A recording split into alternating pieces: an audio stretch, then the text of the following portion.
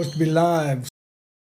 Supposed to be live. So booted me out and took me back to another screen and paused the live. It is freezing and buffering, but it's coming back slowly.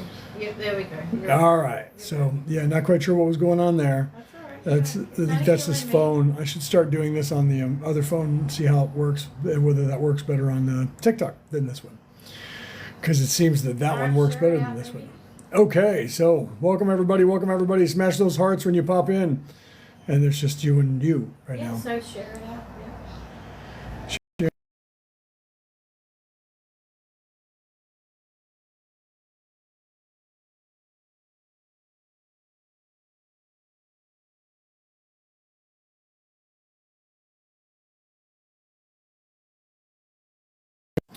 Shared that out. A banner came down and it stopped me from hitting post, and I had to keep the live pause because I was not there. All right, so welcome everybody. Welcome everybody. Now I think I'm sitting up too straight.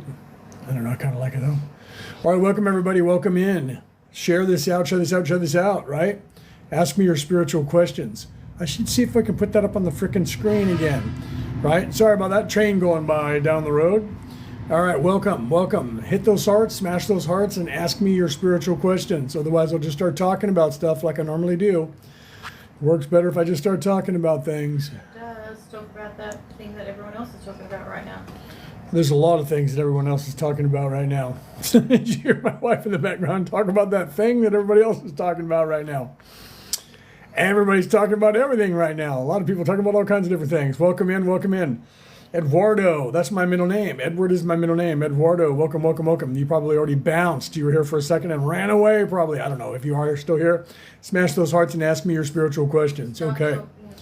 So, what are you guys up to today? Right? If you guys in the live yesterday, if any of you were in the live yesterday, you saw us talking about a whole bunch of different things about how to hack this matrix and get out of here, for one. How that you're being distracted by this matrix and the people who think they own this place. Thank you very much. Thank you, baby, for that. And then also myself. Thank you. That's my wife on my account in the audience sending me that. Jason, welcome. Smash those hearts and ask me your spiritual questions. So you were being controlled by these algorithms. This one right here on this TikTok, the algorithm that is this place, and the algorithm that the controllers have decided to use against you. That's all those people who think they own this planet. We know who they are. They are that 1% that have all the money, that own all the corporations, who think they own all the land that we're living on. They think that they own this body, your body, and everybody else's body. But they don't, do they? But they don't, right? And they're starting to realize that, because the amount of people on this earth that are waking up and going, yeah, no, go to your room, children, is getting larger and larger and larger. Looking around at all these people and all these corporations and all these countries, and they're sitting around there, right? Uncle Patty's, like the name. Good name. Morris, welcome, welcome, welcome. Smash those hearts and ask me your spiritual questions. Okay, so we're here to talk about that stuff. Do you guys want to know? I should have grabbed that book and brought it over here, so I'd have a book to wave at people. So if you guys want to know how to get out of here, you just got to look around. You guys should know what's going on, right? There's Brooke walking around the background. My wife just moved into the background. There she is.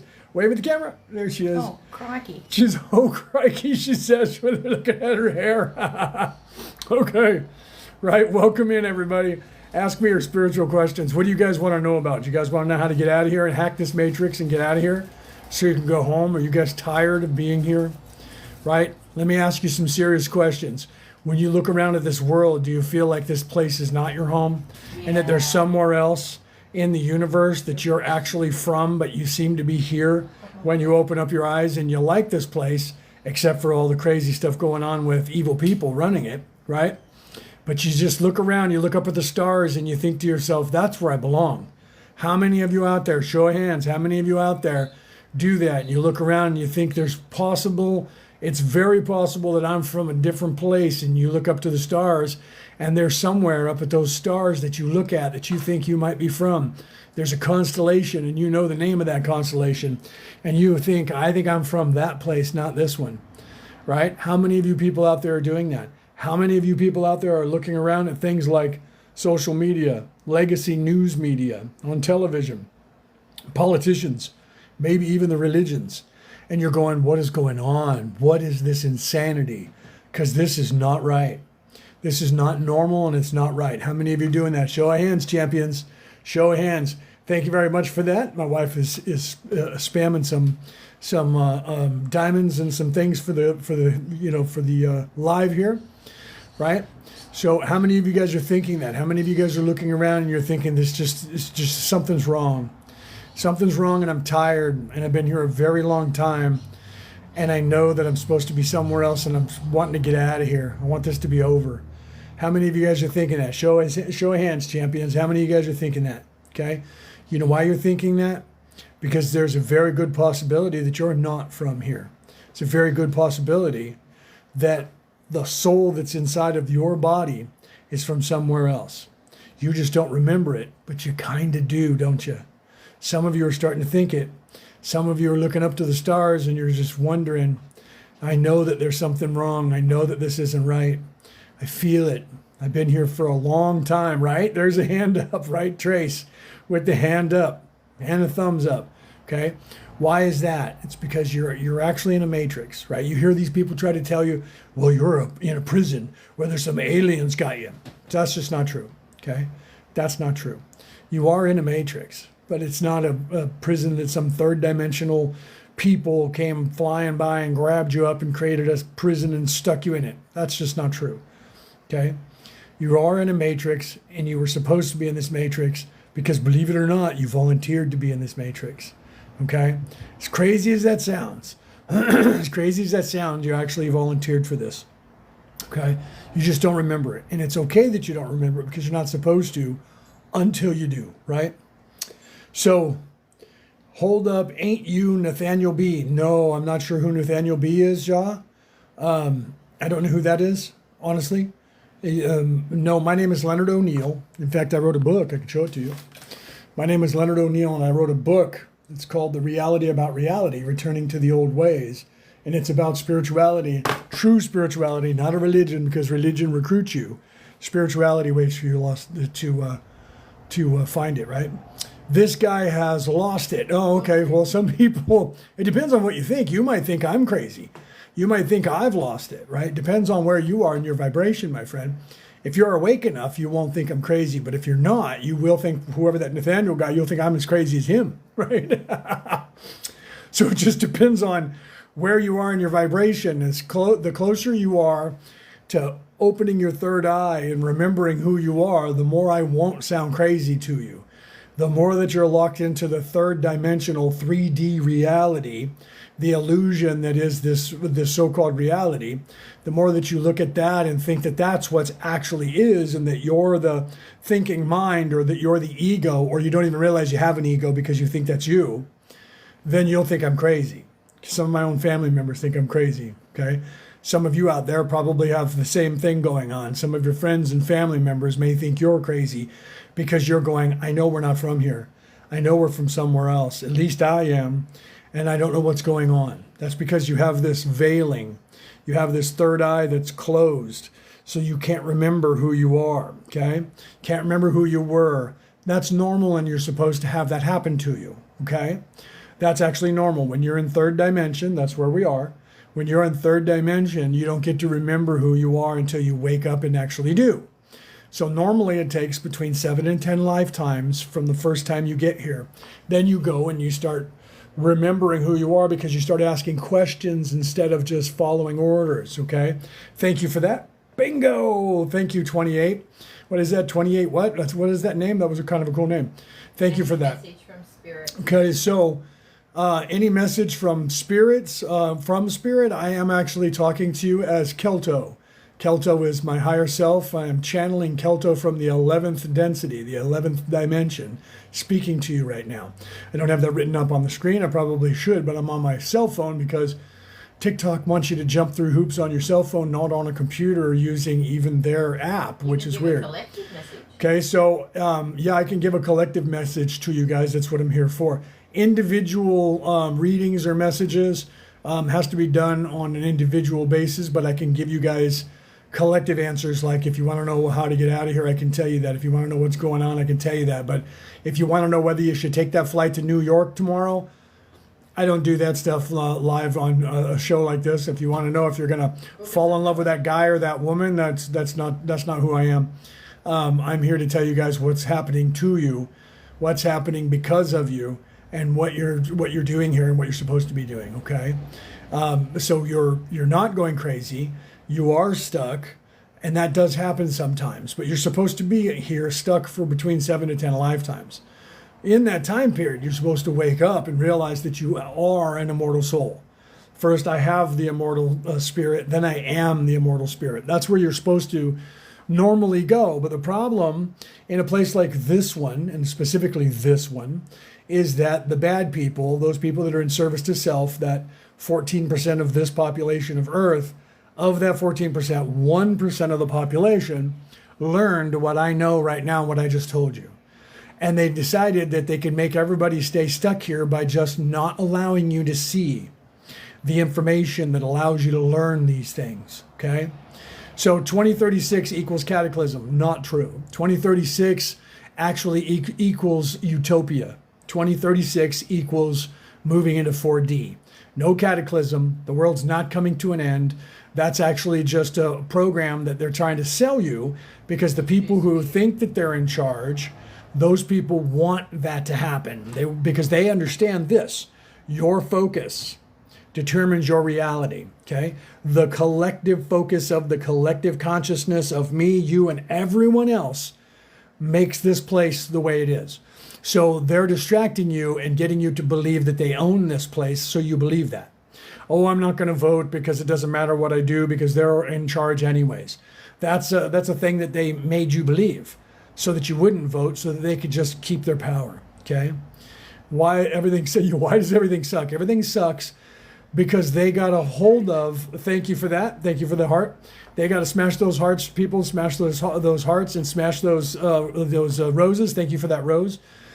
So they got a hold of the information, and why it sucks here is because they actually are distracting you away from the information that you need. Okay, and that information that you need is in everything. It's inside of you. It's in everything. There's people that are writing it in movies. There's people that are writing it in songs. There's people that are writing it in books. Everything that you can imagine, people are encoding that information. You just don't see it because they're not allowing you to notice it, because they're keeping you at a low vibration and living in fear. Okay, they're painting all of this as something to fear, right? Fear the other, fear people who don't look like you, fear people who aren't like you. And what do you like? Well, you're like what we tell you to be like.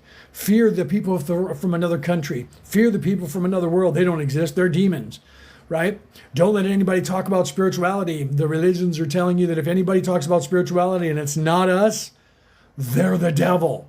Okay, so why is that? Because they're not allowing you to see what you're supposed to see, even in their Bibles. Okay, and how do I know that? I am a minister in 4 different religions, and I am a theologian. A theologian is someone who studies religion and philosophy, okay? Spirituality.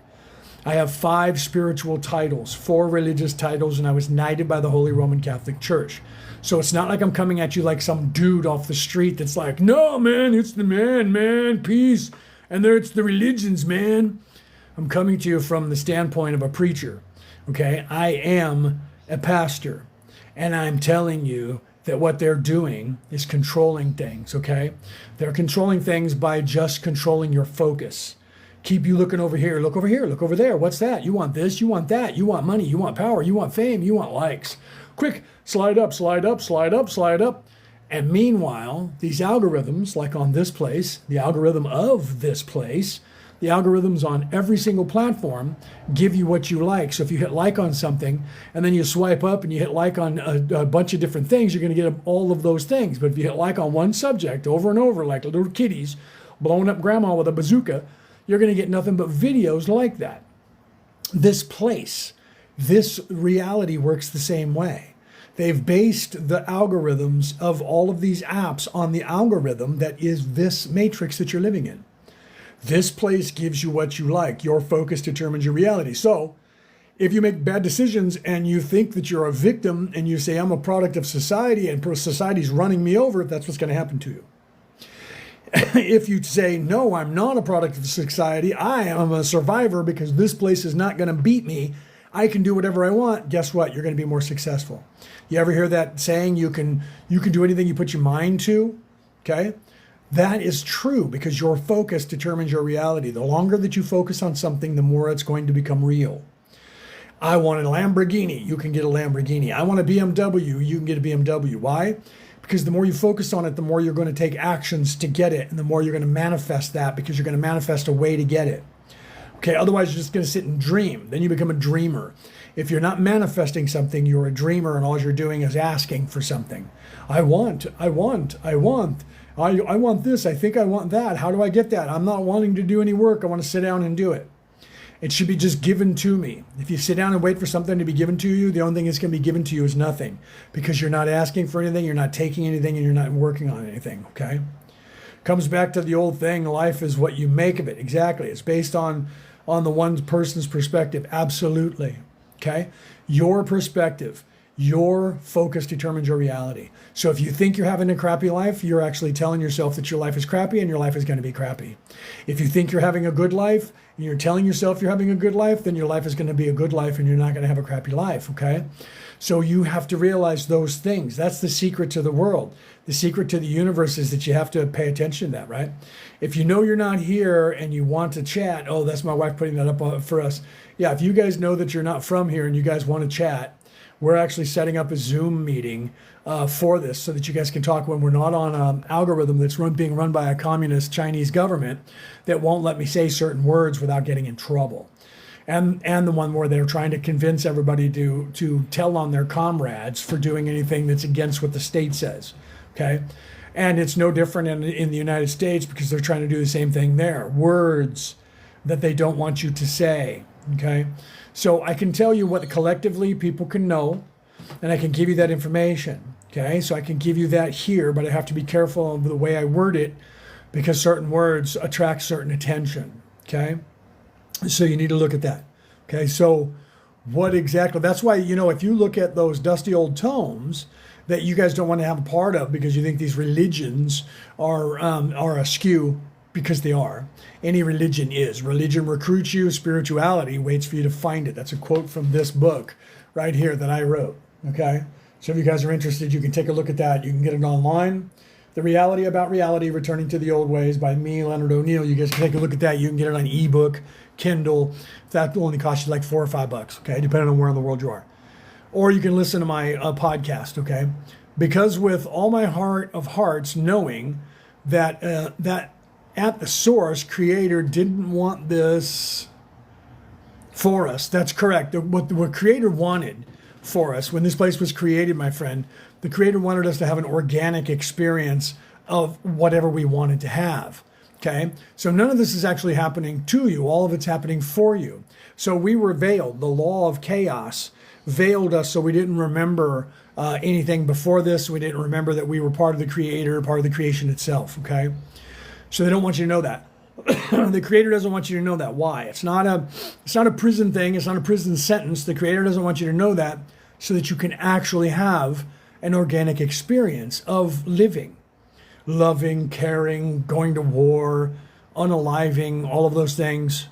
So you can have that organically, and each one of us can have an individual one so that we can better ourselves and learn. So we're supposed to get lost and not know we're lost and run out into the weeds and not know what we're doing and eventually find our way back to the source, okay?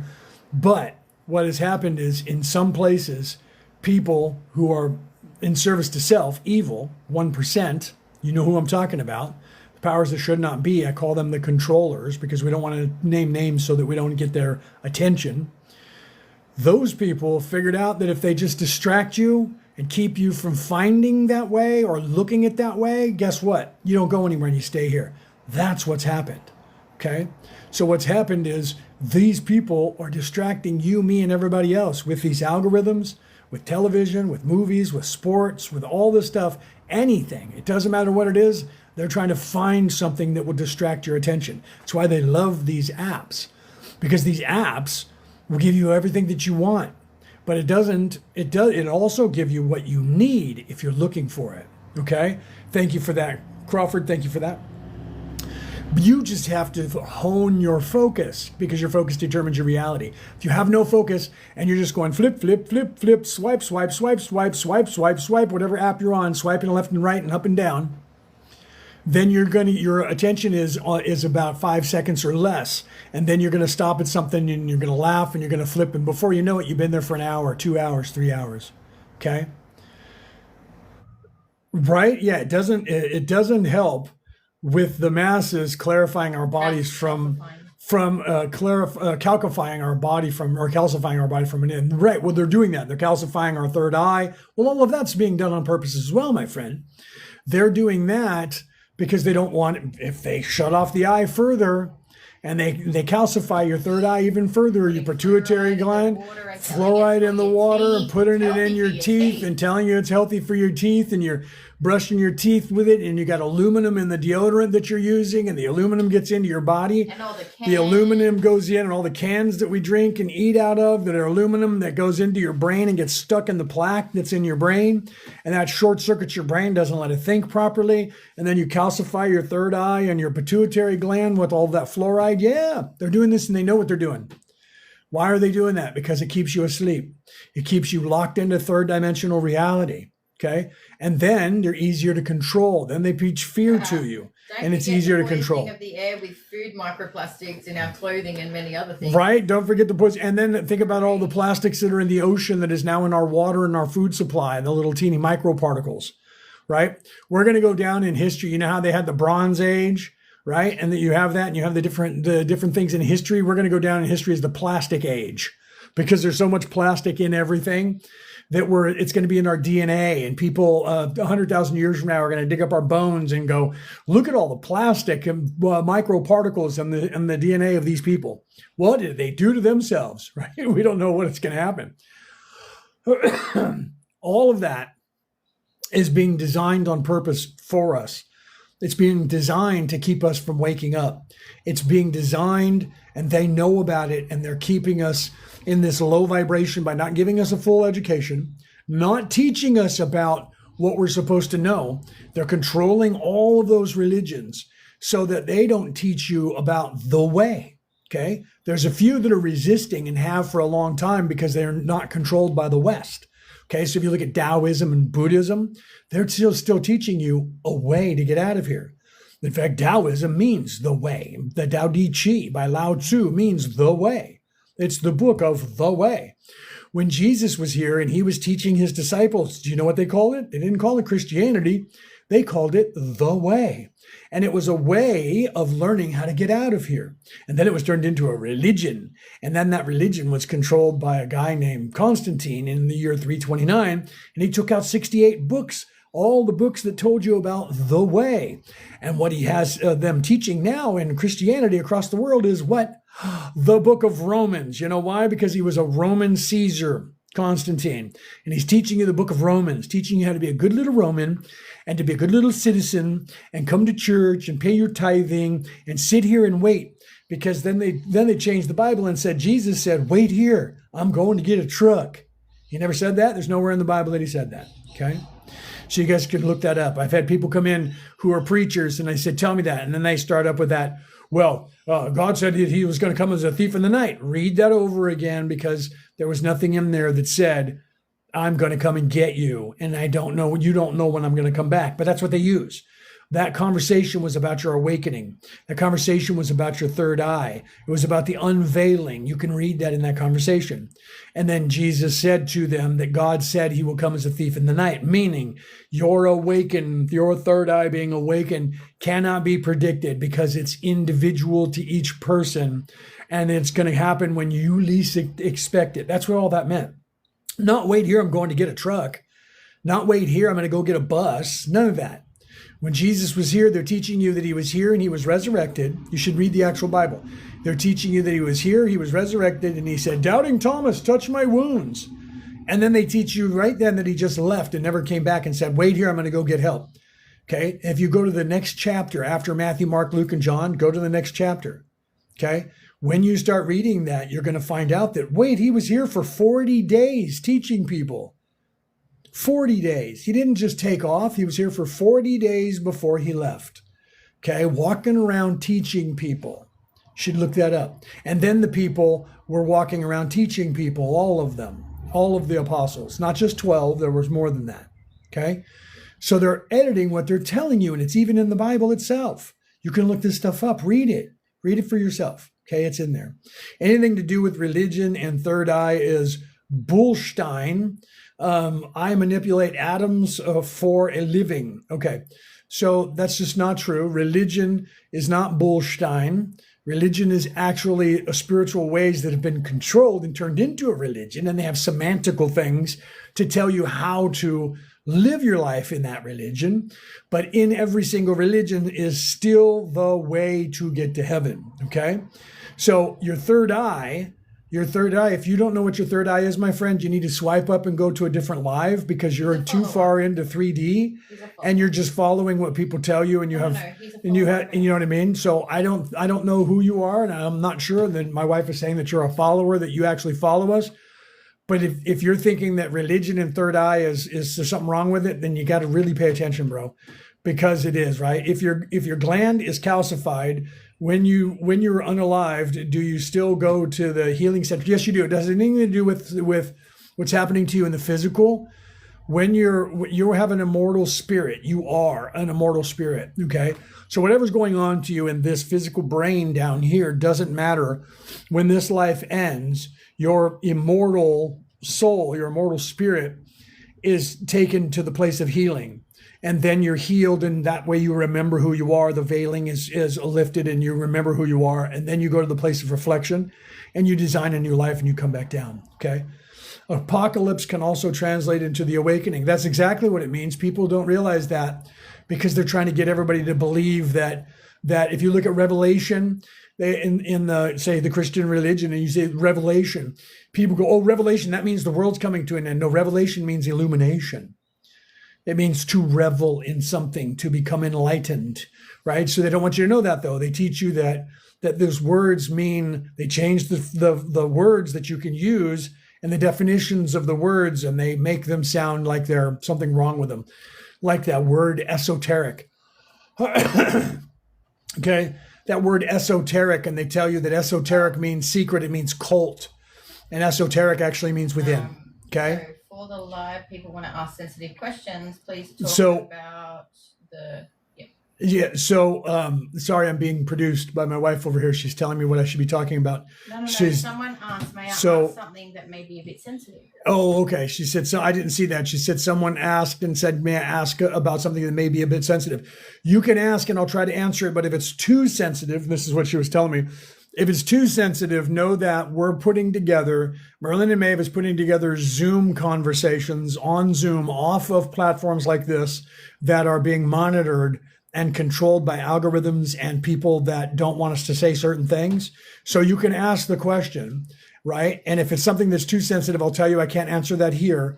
And we can have that conversation in a Zoom call, because we're putting together Zoom calls for higher vibrational conversations that we can't have on these algorithms, so that we can talk and actually talk to one another, and I can give you more details.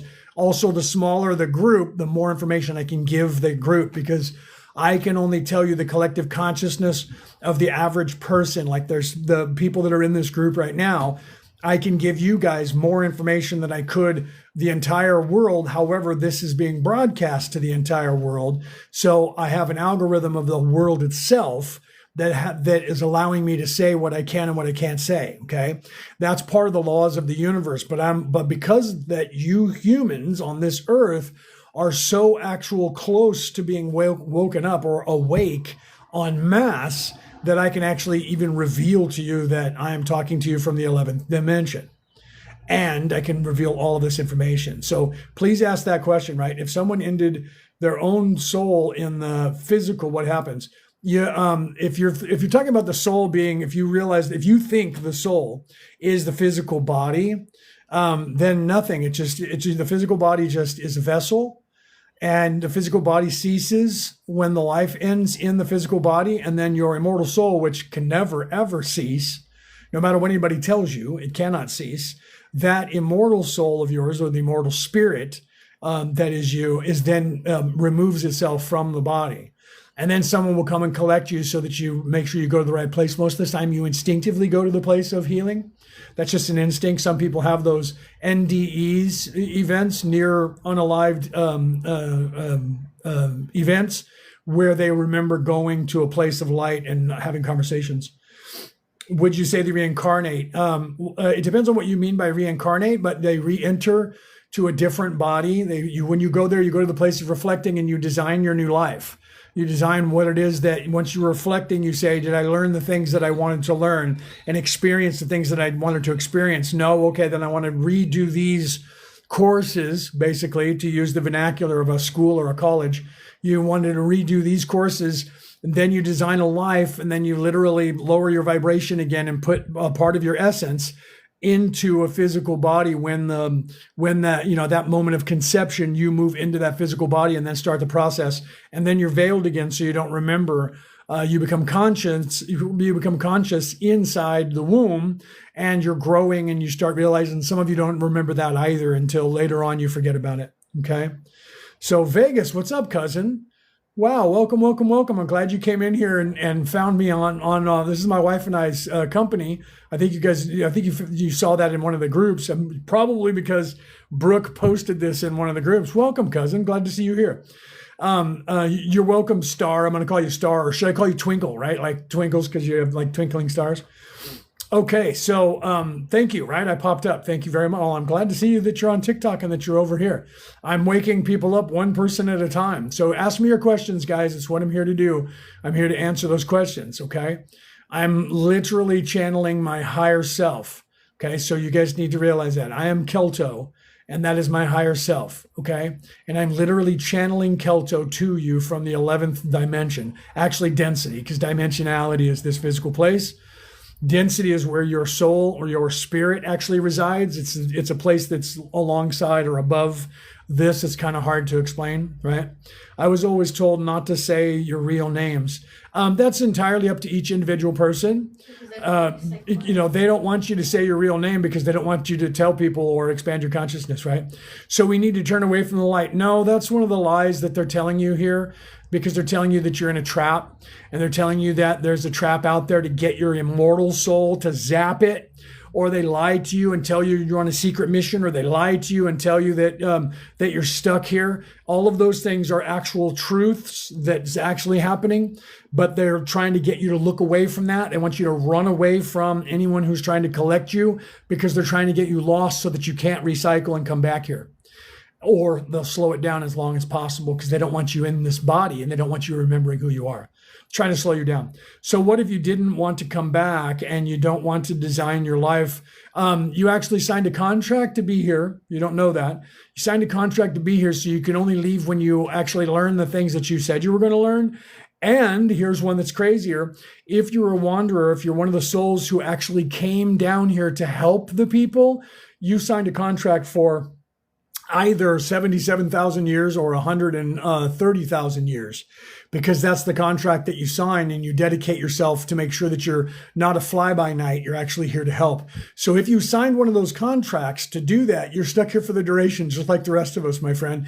But if you're one of the people that is tired and you want to get out of here, this is why we're here. We're here to help you do that. If you're tired and you want to go home and you don't want to come back here anymore, then the quickest way to do that is to wake yourself up and realize and to make sure that you've learned what you're supposed to. And once you wake up and realize that you are an immortal spirit, and then you start accessing your own Akashic records, you can, in one lifetime, if you wake up, you've hit level 28 or 29 of level 3. And therefore, you can actually then access that stuff while you're down here and go, okay, I need to learn this, this, this, and this. And then at the end of this lifetime, I get to go home, okay? But you have to actually reset this place, or at least reset yourself, so that you can actually graduate when you're supposed to. You can get harvested when you're supposed to, okay?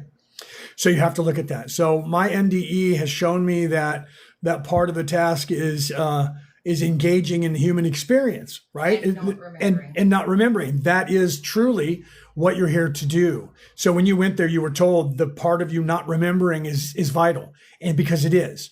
The part of you not remembering is vital because that way you can have an organic experience. Because if you remember who you are, like I do, I remember the creation. I remember being created. I remember every lifetime that I've ever been in. You're not supposed to remember that.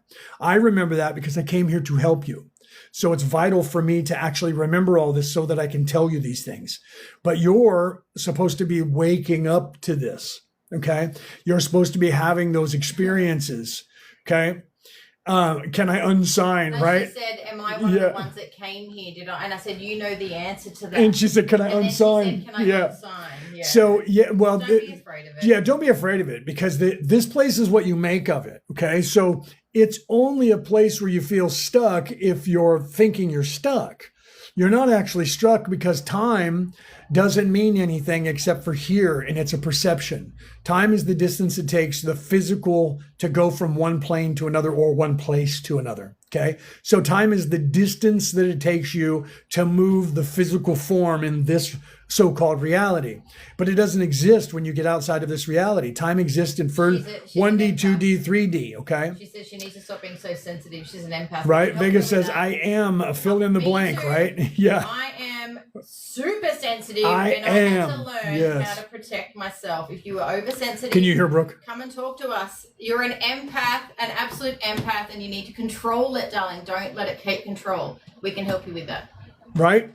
So, yeah, right? I need tips. Well, it's okay. We can help you with that, honestly. You're showing the mess on our table. What's wrong with you? Right? I know she says, and you're showing the mess of our table, the coffee table, because I ate breakfast and I left my bowl there. Oh my God.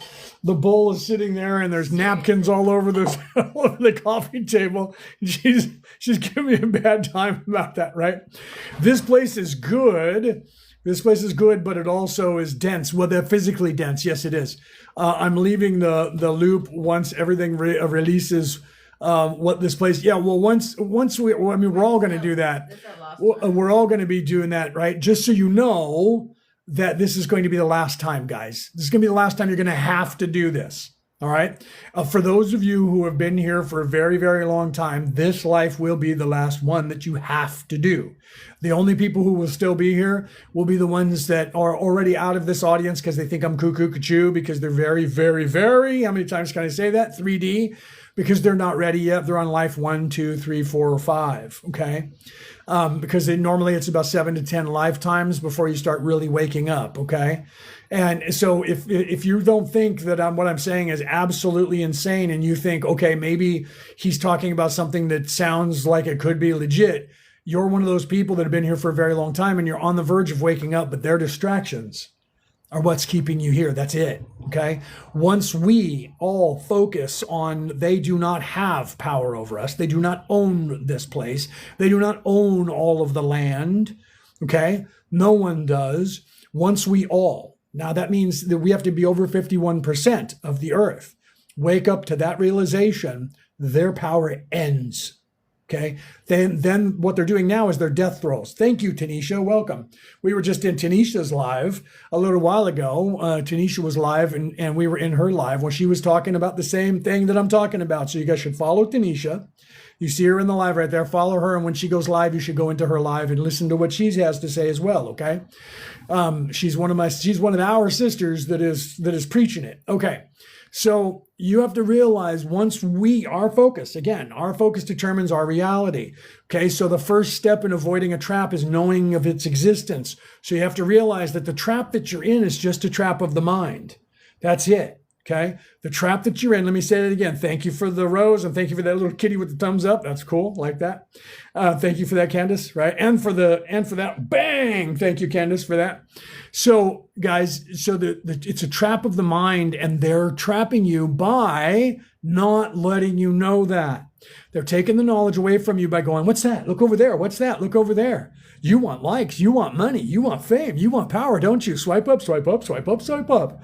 Right? That's what they're doing to you. They're going, oh, look, here's a song. Oh, look, here's a kitty blowing up grandma. Oh, look.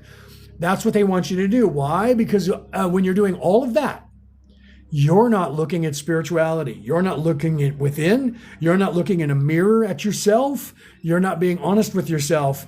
And if you're yelling at someone else because you picked a side in that religion called politics, where the people who are orchestrating it are two wings of the same bird being paid by the same people who think they own this place, and they have you yelling across the aisle at somebody else, or they're going, look, you're white and that one's black. Hate that one. Be afraid of that one. That one's coming to get you. Look, that one's brown. That one's coming to get you too. That one's yellow. We don't like the yellow. We don't like the blue ones either, nor do we like the purple ones. And guess what they're doing when you do that? They're dividing you. Have you ever heard that term, confuse, divide, and conquer? Right? Sun Tzu wrote about that in The Art of War. Confuse, divide, and conquer. They're confusing you with everything. Okay. And that, and even when you go on like Google or any of these places where you do a search engine search, they're confusing you by not letting you know how that works. I talked about this yesterday. If you're a company, if I'm a company and I have a product and I want that product to be shown to people, so I can go to Google and pay them money to make sure that when someone punches in that product, that my product, my website is higher up on the platform of where I want mine to be number one. Well, there's somebody that's already paying $400,000 to have theirs number one. I'll pay $420,000. And then you move up and they get bumped down to 2. So when you do a search, that comes up first. It doesn't mean that it's right. So the algorithms that are now giving you information when you say something like, what is the rainfall in the rainforest in Brazil on average? What you're going to get is different websites where they're talking about that. Doesn't mean that they're all right. And when you use AI is going to correlate the first 10. It's going to look at the first 10. It's going to read what is the synopsis of that information from those first 10 sites. Doesn't matter that they've been fact checked or not. Doesn't matter if they're real. It only matters that they're the top 10. Then it references that to you, top 10 websites, and then it gives you a synopsis. That synopsis is based on what the most popular opinion is of that, not what is the exact real empirical proof of that. You need to realize that. Look into it, because AI will give you, these are the sites that it referenced, and you can click on that little thing and it'll open up all the sites that AI actually referenced, and you can go and read that stuff, because that's what they used to do. When you looked at Google, they would come up with 10,000 sites that have that information. And what do? You look at the top 2 or 3. Most of the time you look at the top 1 these days. And now you don't even do that because you have AI do it for you. And AI just gives you a synopsis of what the most popular idea on the internet is about the subject you looked up. They're controlling your focus by they don't even have to give you the truth, because you're already accepting what they're telling you as the truth, and it's people's opinion. And if you look at that, it'll be like Reddit, Facebook, and things like that. Those are people's opinions. That's just some dude saying something like me, right? That doesn't mean that it's actual 100% truth. I would tell you, don't even believe me. Look it up for yourself. Okay? Honest to God.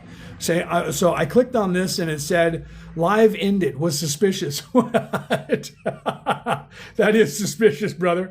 Right? You clicked on that and it said that. I'm not sure what's going on. And yeah, that might be, somebody was in here yesterday that had their name as moderator and moderator notification. And I think it's in here now, right? Isn't moderator right there? Moderator. No. Notification. His name wasn't. He had the bell. He had the bell as his icon, and it said notification, and then he was typing in stuff like, "You need to end this live now." And I was like, "What the heck is going on with that?" Right? How can someone own the world? That's a good question, but they want you to believe they do. Okay, they want you to believe that they do, because they claim land grabs, and because of that, they claim that they own it.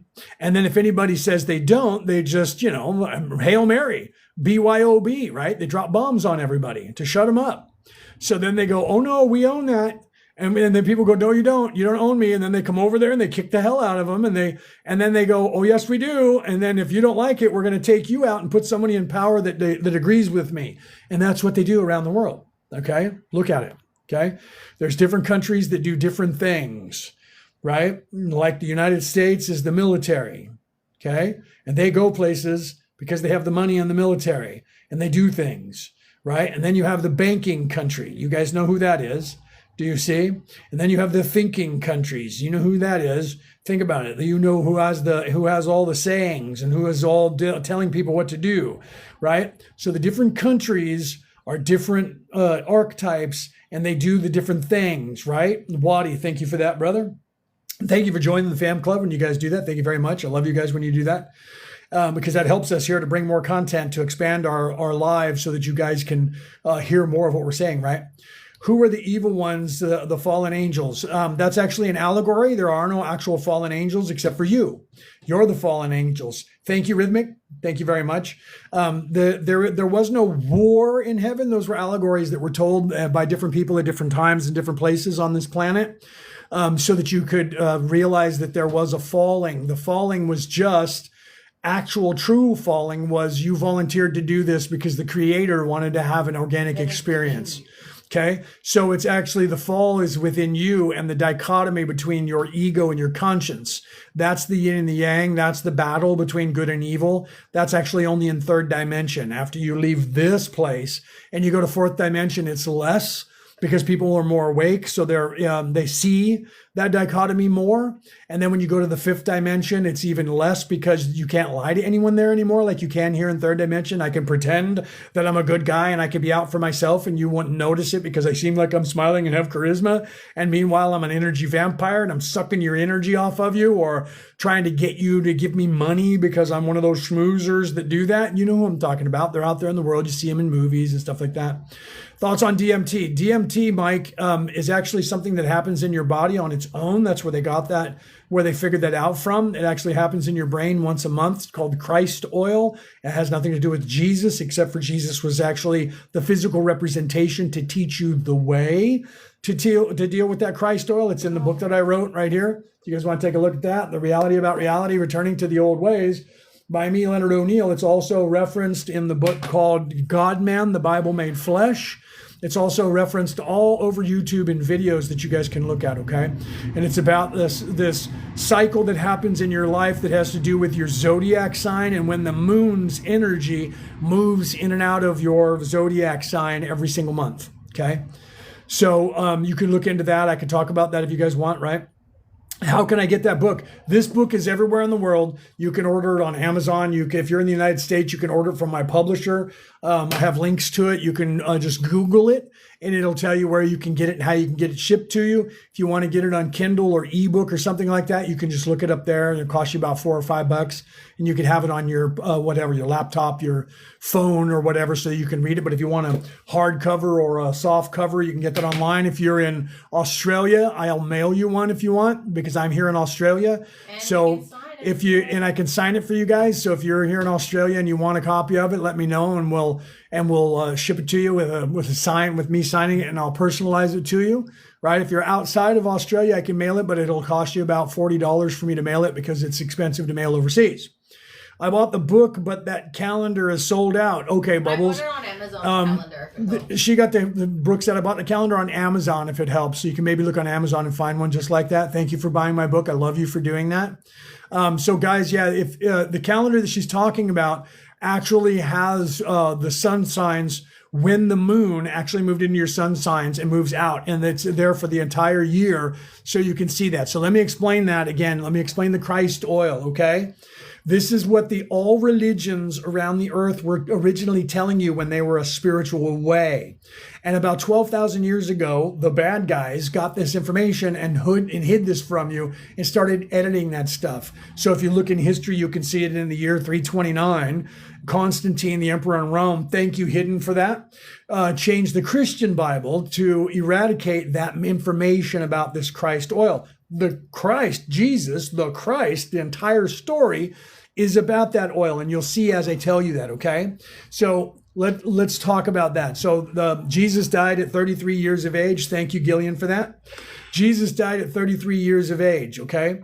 You have 33 vertebrae in your spine. If you know Jacob's ladder, there were 33 runs on the ladder of Jacob's ladder. All of those things are talking about the Christ oil that are within your body, and there's far more around the world. So let me explain what that is, okay?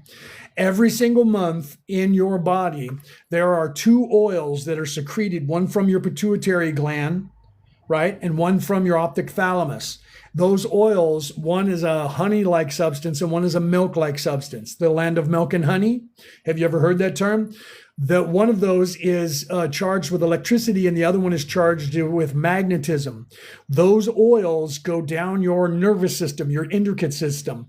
There are two nerves that go from your brain all the way down your spinal column. Okay? It's the Inga and the Pingala nerves.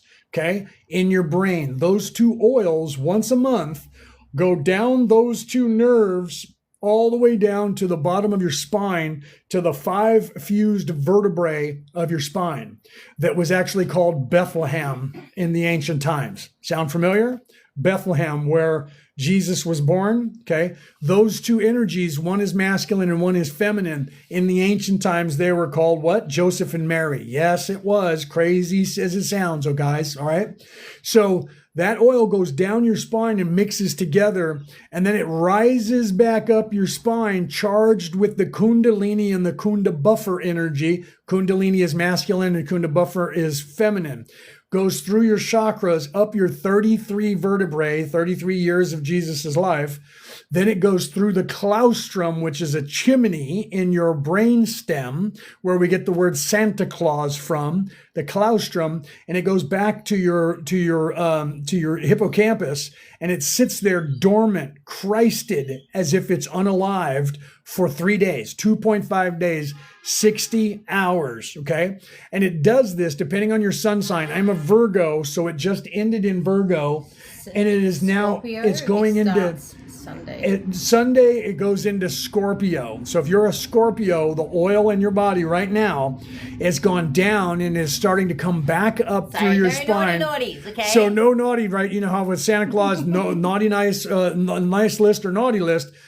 In that time, for the 60 hours, those 3 days, if you are eating of the tree of life, which means drinking alcohol, having sex, eating crap food, that is called eating of the tree of life, and then you will be on the naughty list.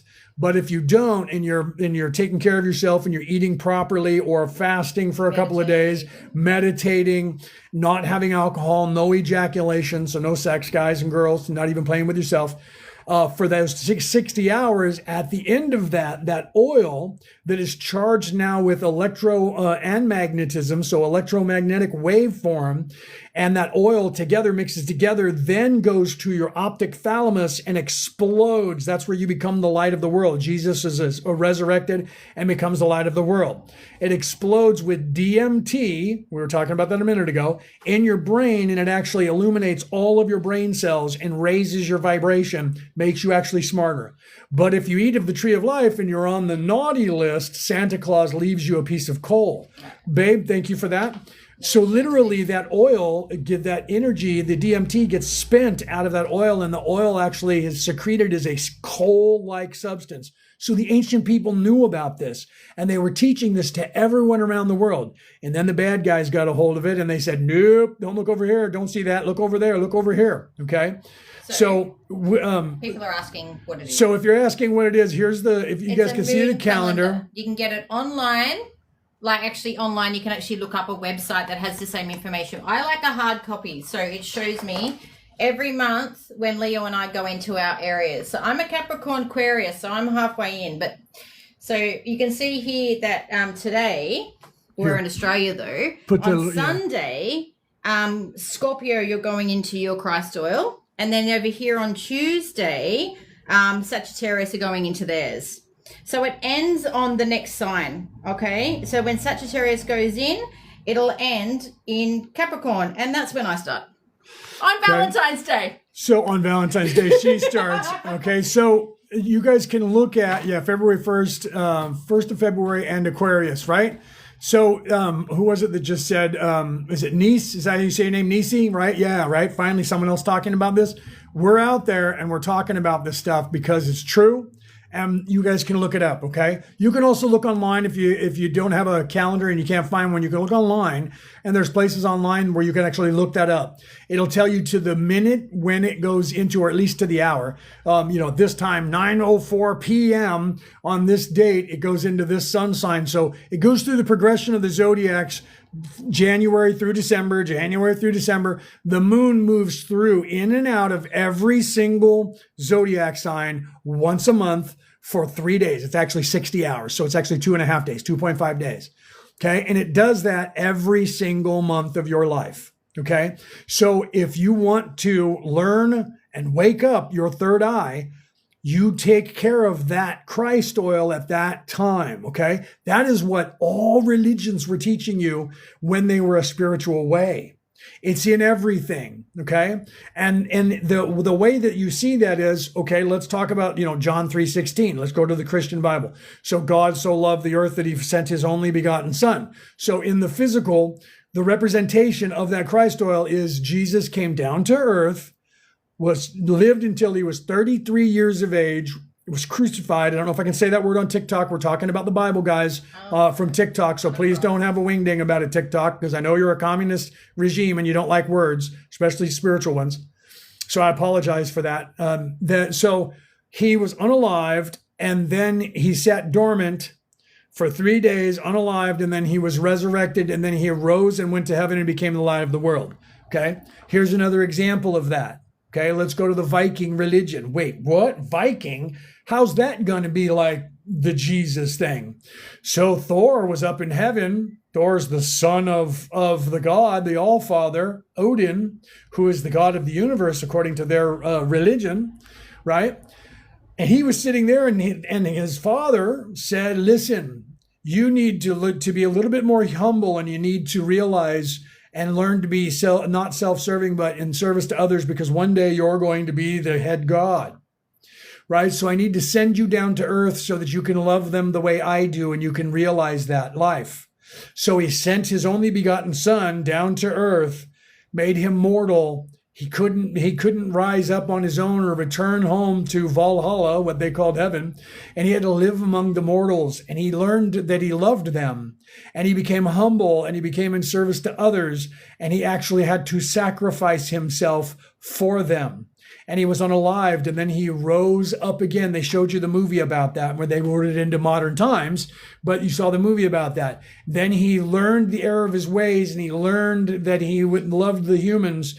And then his father resurrected him, and he had his abilities again, and he was able to, his name was Thor, which means thunder, by the way, and he had his war hammer, his hammer of war, which is called Mjolnir, which means lightning. And he took his war hammer, and he ascended and went back across Bifrost, the Rainbow Bridge, Bifrost, chakra colors, went across Bifrost, the Rainbow Bridge, as he's ascending. And guess what? Thor was 33 when this happened. As he was ascending through his chakras, he went through the chakras across Bifrost, the Rainbow Bridge, and went back to Valhalla. Thank you for that, Natalie. And went back to Valhalla, and he used his thunder and his lightning, and he cracked the sky with thunder and lightning, and illuminated the sky and scared off Fenrir the wolf, who was covering the sky in darkness, and became the light of the world. Same story, different religion. Well, they must have just copied that, because that's what they want all the theologians to tell you. They just copied that, so that's just from an older story, and we have to find what the oldest story is. I'm a theologian, and they try to get me to do the same thing. But I said, how about instead of staring at a scroll and trying to cut down the forest to find the tree that is the tree of life, the one tree, and then look, it's not in this one. Wait, there's a forest over there. We better run over there and cut that one down and look for the one tree. Instead of chasing my entire life and chasing my tail, chasing scrolls, how about we actually read what the scrolls are about that everybody seems to be copying? Because they all seem to be copying the exact same story. And what is that story? Oddly, that story is about what happens within your body every single month. And weirdly, all of those people with that story were teaching you that way of life.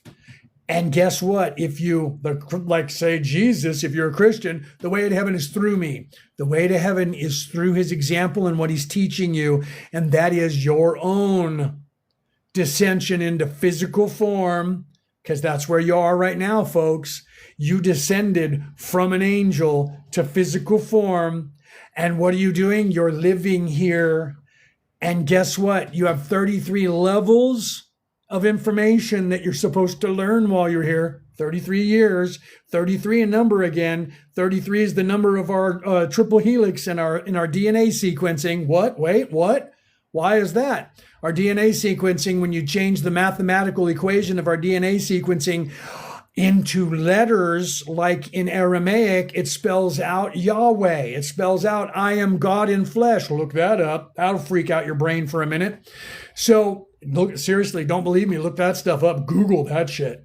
Okay. So, or go onto YouTube and watch videos on it. Google that shit.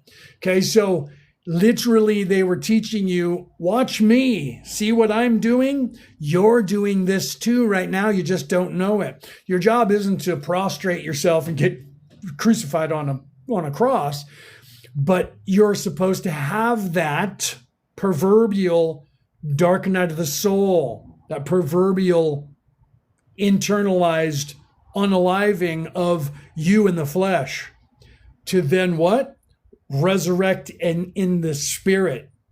And they showed you that when you would go and get baptized. And what were you doing? You were dedicating your soul, and you were literally becoming unalived in the flesh and becoming alive in spirit. So they were showing you by doing that and having water chucked or being immersed in water, that was your transformation and your rebirth, like you were going back through the birth canal and being in your mom's womb, being submerged in water and then coming out of the water. So there was that was being shown to you, that when you went into the water and came out was you being rebirthed into the world. But you were then dedicating yourself to being rebirthed in the spiritual plane, not just the physical plane. They don't even explain that to you. Why the water? Why the baptism? Oh, because you're dedicating yourself to the Lord. Okay? The Lord? What is the Lord? Lord.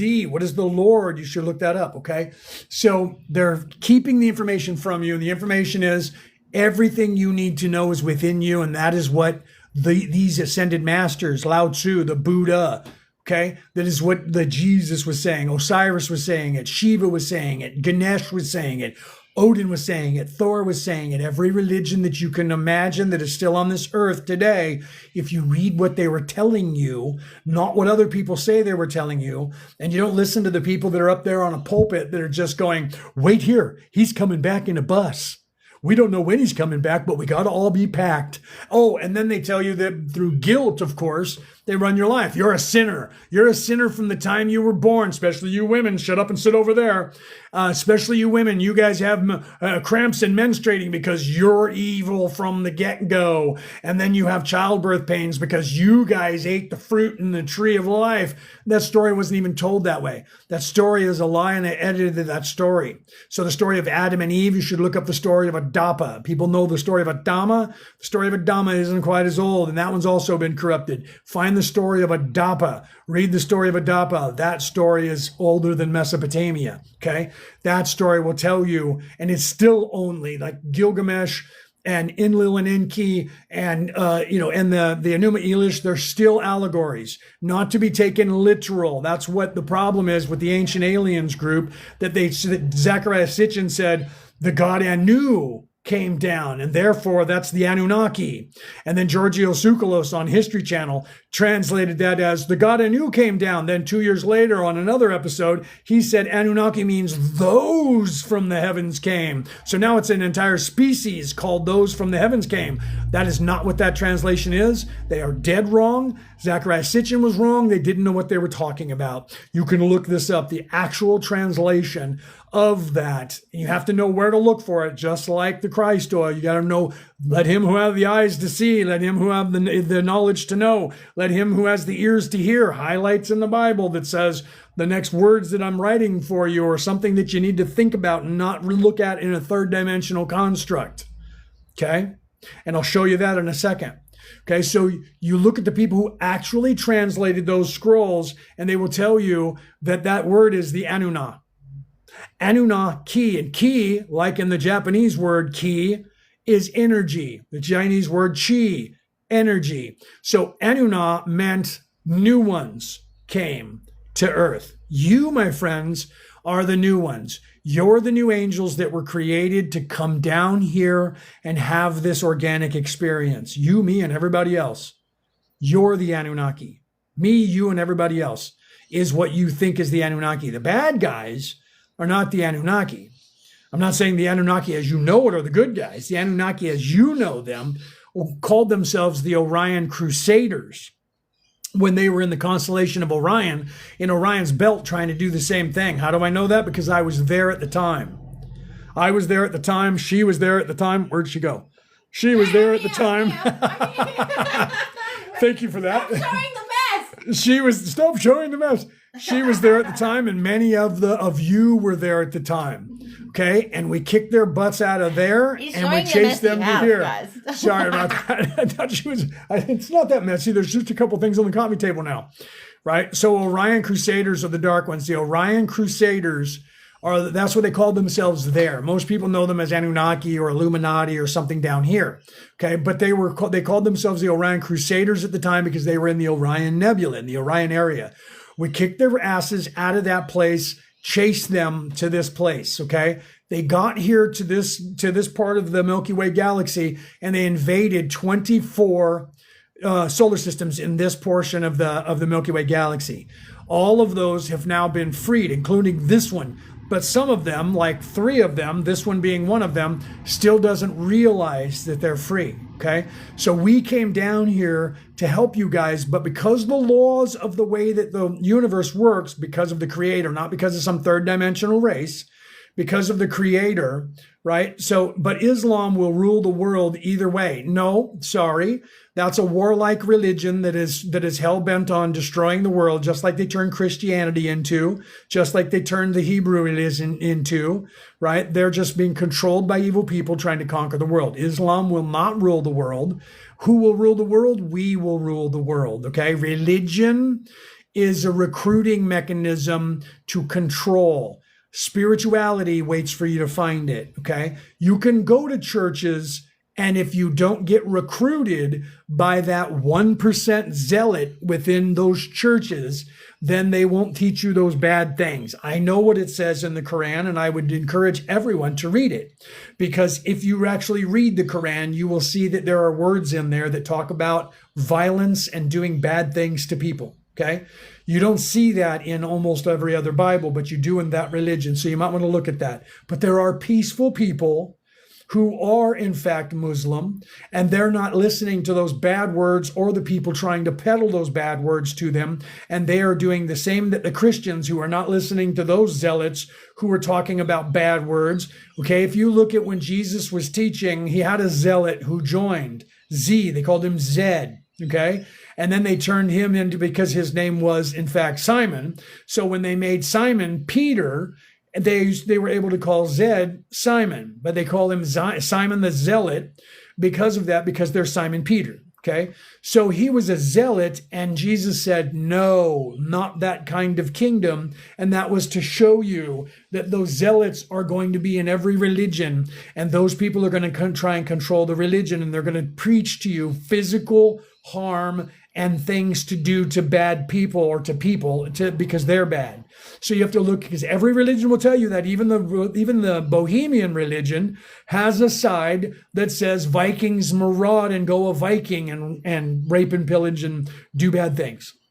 But then there's that Celtic side of them that are farmers, that are lovers, that are peaceful people, that also believe in Thor and Odin and Freya and all those people, okay? And Sif. Can't leave her out. My wife will get upset. Right? So Sif is Thor's wife, and we don't want to leave her out. Okay, that's the sacred feminine.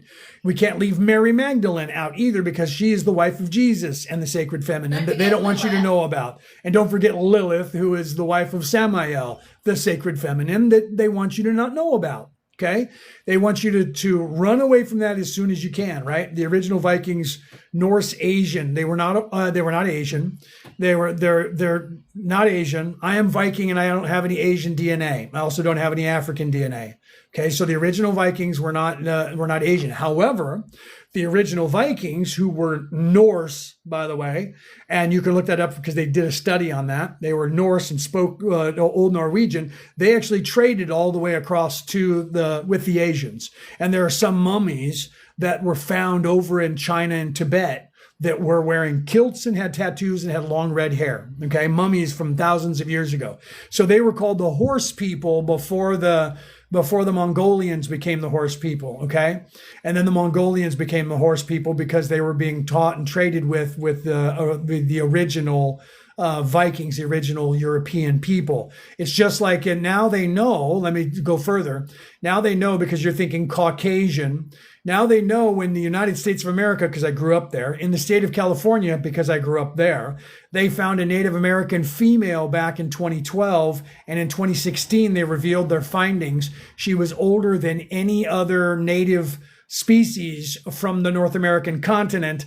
And they tested her DNA. And guess what, people? She was European, not Caucasian. She did not have any Asian DNA, which means she didn't come across the land bridge. She got to America a different way, the other way, okay? She didn't come across the land bridge, so there was no interaction with the Asian people. So the original Vikings were not Asian. They were not Caucasian. They were European, okay? And that's been proven through DNA. I hate when people say that about me. This is the only reason why I'm talking like this, because in the United States, if they say to you, what are you? And they go, Caucasian. I'm like, I don't have any Asian in me. I'm not half Asian. I'm not Caucasian. I am Aryan, and I'm not saying that because I'm a Nazi. I'm saying that because I'm European, okay? Even though I was born in the United States, I'm European, and I don't have any Asian DNA, and I don't have any African DNA. I'm not racist. I'm just saying that I'm typo negative, and I don't have any Asian DNA, okay? So I don't have African DNA, I don't have monkey DNA, and I don't have Asian DNA. How do you explain that, right? So the original Vikings were part Asian. No, I beg to differ. Okay, so you can look that up. I'm not lying about that. All right, so let's get back on track about spirituality and stay away from race and politics, because people are trying to push us into that, right? So literally everything that is in the physical is a representation of the spiritual. So the different races that are here are only here because of the differences in spiritual of all of us and where we came from in the universe. Okay, so you guys have to look into that. I'm not going to get into all of the DNA of that, but yeah, and we don't hate indigenous. We are not. I am 5% actual Native American. Okay, I'm actually 5%. I know I don't look because I look like Santa Claus, but I'm actually 5%. If you saw the rest of my family, you would go, how did he? I am Santa Claus. How did he get in that family? He must have been adopted, because my family's mostly brown. Okay, because I'm 5%, right? And that's not a lot. But 2 generations ago, we're half. 3 generations ago, we're Native, okay? So I'm not in any way racist. My brother has half Native, half African children. So I'm not racist. Neither is Brooke. She has children that are actually half Viking and half Asian, right? No, that's somebody else's politics, my friend, and that's the religion of evil. Fear of others in the physical is the religion of evil, and that's politics and that caste system that is the governmental system and the control system that is the monetary system that is on this earth currently. Okay, so that's that, right? So do the Irish, yes, because I'm actually 43% Irish. So history's backwards. Yes, it is. It's actually backwards. Up is down, down is up, left is right, right is left. Okay, you guys have to realize that they're not giving us the true history, because they're giving us only the history of they're in charge and we're not, and they rule over us and we're their subjects, and they own this place and they own us, because they believe that. Okay, so you have to realize that. You have to look within yourself. The way out of this place is to look within yourself and balance yourself. Discover the Christ oil. Discover how that works within you, because it's in every religion. You can read my book if you want. The Reality About Reality, Returning to the Old Ways by me, Leonard O'Neill, okay? You can find that anywhere online, and it'll ship to you wherever you are in the world. It's on sale everywhere in the world, okay? You can get it on Kindle or ebook. I also have a podcast called Orion Rising, Orion Rising. That's free for you to listen to. It's listened to in over 70 countries. And the emblem is the Giza Plateau, the pyramids at night with the galaxy of Orion above it in the sky. There's over 500 episodes of me teaching you about true spirituality and interpreting that for everybody to see on the earth, showing you about this Christ oil, showing you what's going on. If you would like Leo to sign it personally, get in contact with us and we will mail it to you anywhere in the world, not just Australia. Right. Personally signed by this genius right here, my love. Okay, so you guys have to realize that Leo Thunder, great name, right? Leo Thunder. Thor was thunder. Leo means lion, right? So Orion, if you guys are interested in that, right? Because some of you look at Orion and you say, I am drawn to Orion. Why is it that the pyramids are mirroring Orion? Why are there so many pyramids on the earth that seem to have that same complex of three in the exact order? And then people go, oh, it has nothing to do with Orion at all. Actually, it does. It has a lot to do with Orion. And there's a reason that the people who were here in the ancient past built these artifacts around the world and mirrored them to look like Orion's belt. Because Orion, if you look that up, Orion means the Christ. Orion means he who is Christed, and the Christ will come. And that doesn't mean just the Jesus character, because the Christ came over and over and over. And I showed you how some of the religions were showing you the Christ, and the Christ wasn't named Jesus. In that religion, that time, the name was used, Jesus used the name of, and had the Christ title. Okay, he was Christed. Okay, and he was showing you the way. Thor was also Christed. So was Shiva. So was Marduk. So was Moses. Moses did the same thing. Let's look at the story of Moses, okay? Is the oil the Sabbath? It is what the sacred Shabbat was supposed to be originally, okay? Shalom, shalom for the Shabbat. Okay, the Shabbat was when they did that one time a year, like the Christianity does the Christmas once a year. The reason that Christianity does that in December was because the Christians at that time were European, and December is the time where it's the coldest and the darkest. And the people in Europe at that time, with their religion, was that the God had become unalived and then he was resurrected again in springtime. Springtime is Easter, okay? Easter is because of springtime, okay? So that was when the resurrection of the Green Man, I know that because I am a Merlin, I have that title, I have the Green Man tattooed on my back, okay?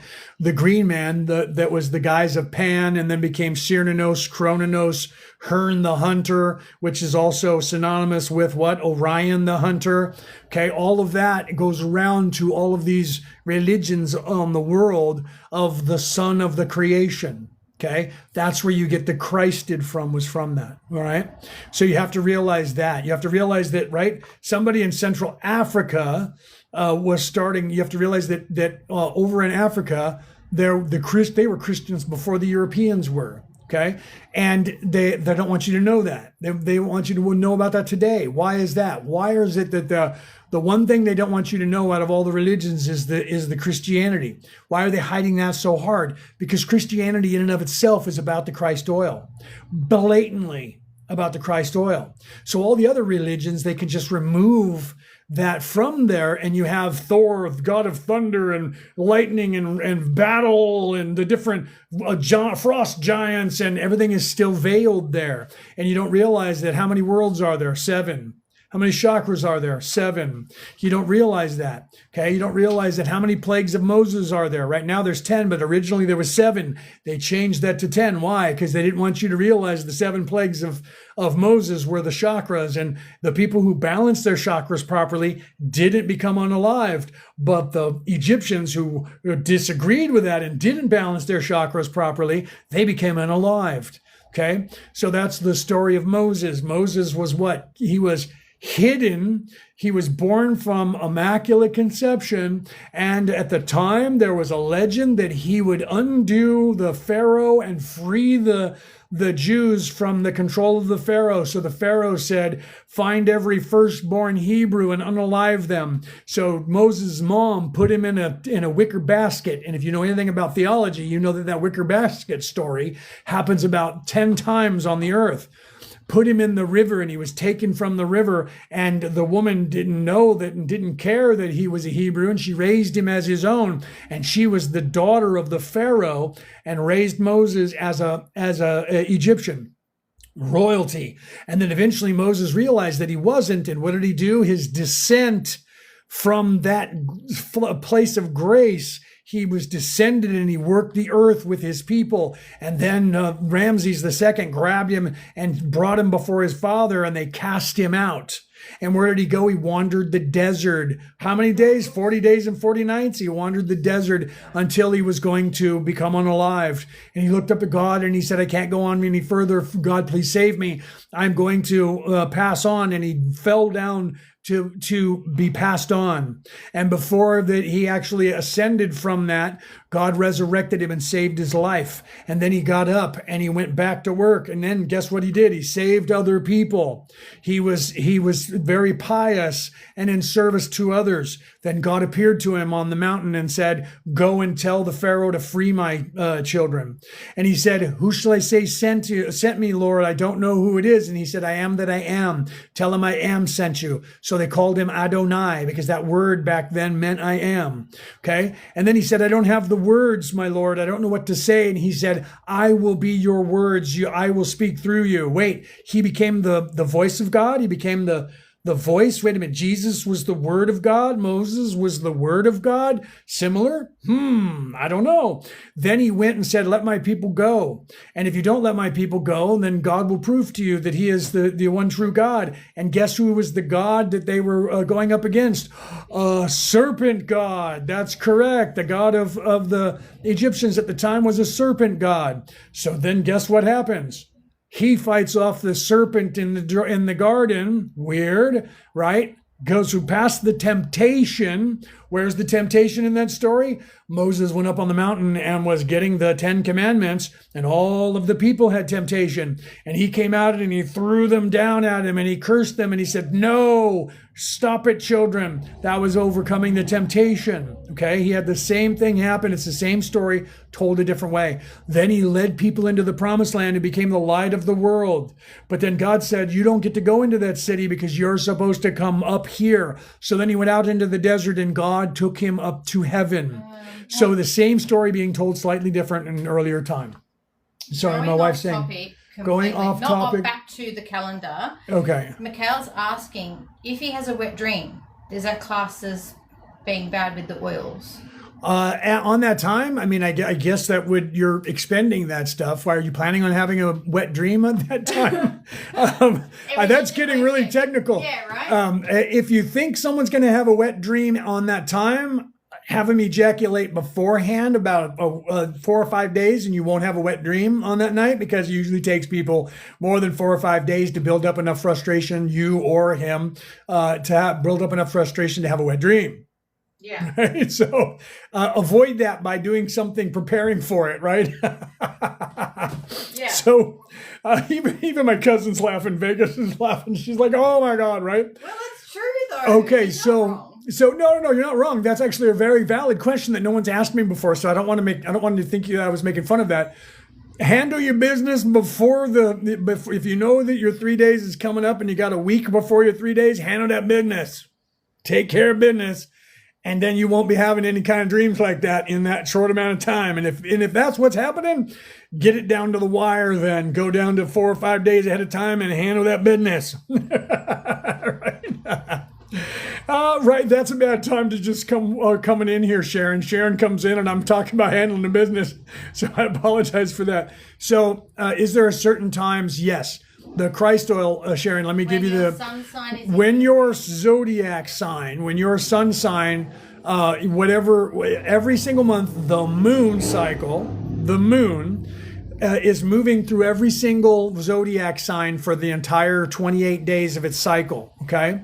So, like I'm a Virgo, mine just ended the other day. Scorpio starts tomorrow because it went past Libra and went to Scorpio, okay? So it goes through the sun signs, the same progression, January through December, Every month, the moon, whether it's a full moon or a new moon or whatever, and anywhere in there, will go through your sun sign. It'll go into your sun sign at a specific time that you can track. It's on calendars, right? My wife, we have one, and she took a picture of it and she was holding it up for you guys, but you can go online and Google it too. So if you want a calendar so that you can look at it on a calendar on a wall, you can buy those. We got that off of Amazon, and it's a moon phase calendar. Here, yeah, she's going to pull the calendar up. The mood phase calendar. So this month, hang on, sorry. We're going to show you that. You can also, while she's doing that, you can also Google it. Okay. So this is February. So as you can see, you've got all your sun signs up here. So you go off your sun sign. So for example, today for us here. We're in Australia, by the way. Sunday the 8th. Okay. So on Sunday the 8th here in the Southern Hemisphere, Scorpio is going into the moon's going through the Scorpio. Going into Scorpio today. And then on Tuesday, it's going to go into Sagittarius. Do you see? Then on Friday, it's going to go into Capricorn, etc., etc., etc. Okay. So it does that once a month. It goes into your sun sign. Okay. So you want to track that, because at that time that it goes into your sun sign, 3 days prior to that, there's two oils that are secreted from your brain that go down your nervous system to the base of your spine, and they mix together. That's the oil and honey. One is an oil and one's a honey substance.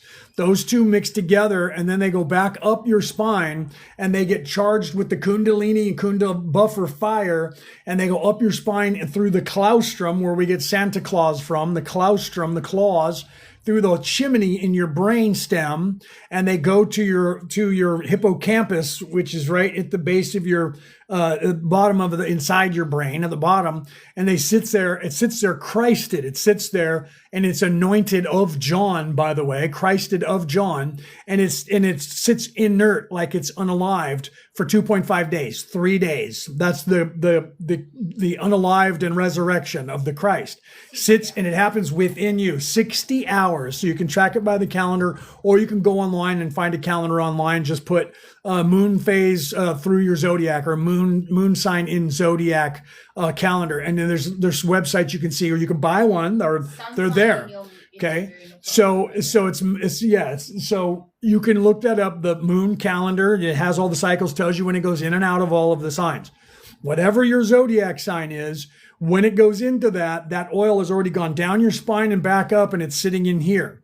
Okay. And it's sitting inert right here. And if you eat of the tree of life by having sex or ejaculating or drinking alcohol or eating crap food, that's called eating of the tree of life.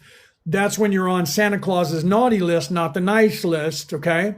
And that's the whole story of Santa Claus, as a matter of fact, was a story of the Christ oil being told to Vikings, to their children. So at the end of that 3 days, if you're meditating, if you're eating right, you're not debauching yourself in some way, and you're, praying, whatever, eating good foods, maybe even fasting for a couple of days, then at the end of that oil then goes to your third eye, your hippocampus, or your optic thalamus. And when it goes into your third eye, it explodes with DMT, okay? It explodes inside your third eye, and it illuminates all of your brain cells with energy. It's like a baby Big Bang. And it actually raises your vibration. But if you do debauch yourself and spend that oil's energy before it explodes, then actually it releases a coal-like substance in your brain. So Santa Claus leaves you coal. Okay, and that coal-like substance lowers your vibration and solidifies you more in third dimension. So if you only, thank you, Wadi, for that. If you are not religious, if you're not, and remember, religion recruits you, spirituality waits for you to find it. If you're not spiritual and you don't care about any of that stuff and you're just living life, if you learn that cycle in your body, depending on what sun sign you are, and you live by that, and you don't get all crazy, and you don't do like, everybody talks about the Catholics, and know that I was baptized Catholic and knighted by the Roman Catholic Church, and I am a minister, and I'm not saying that just because, I'm not trying to throw rocks at them.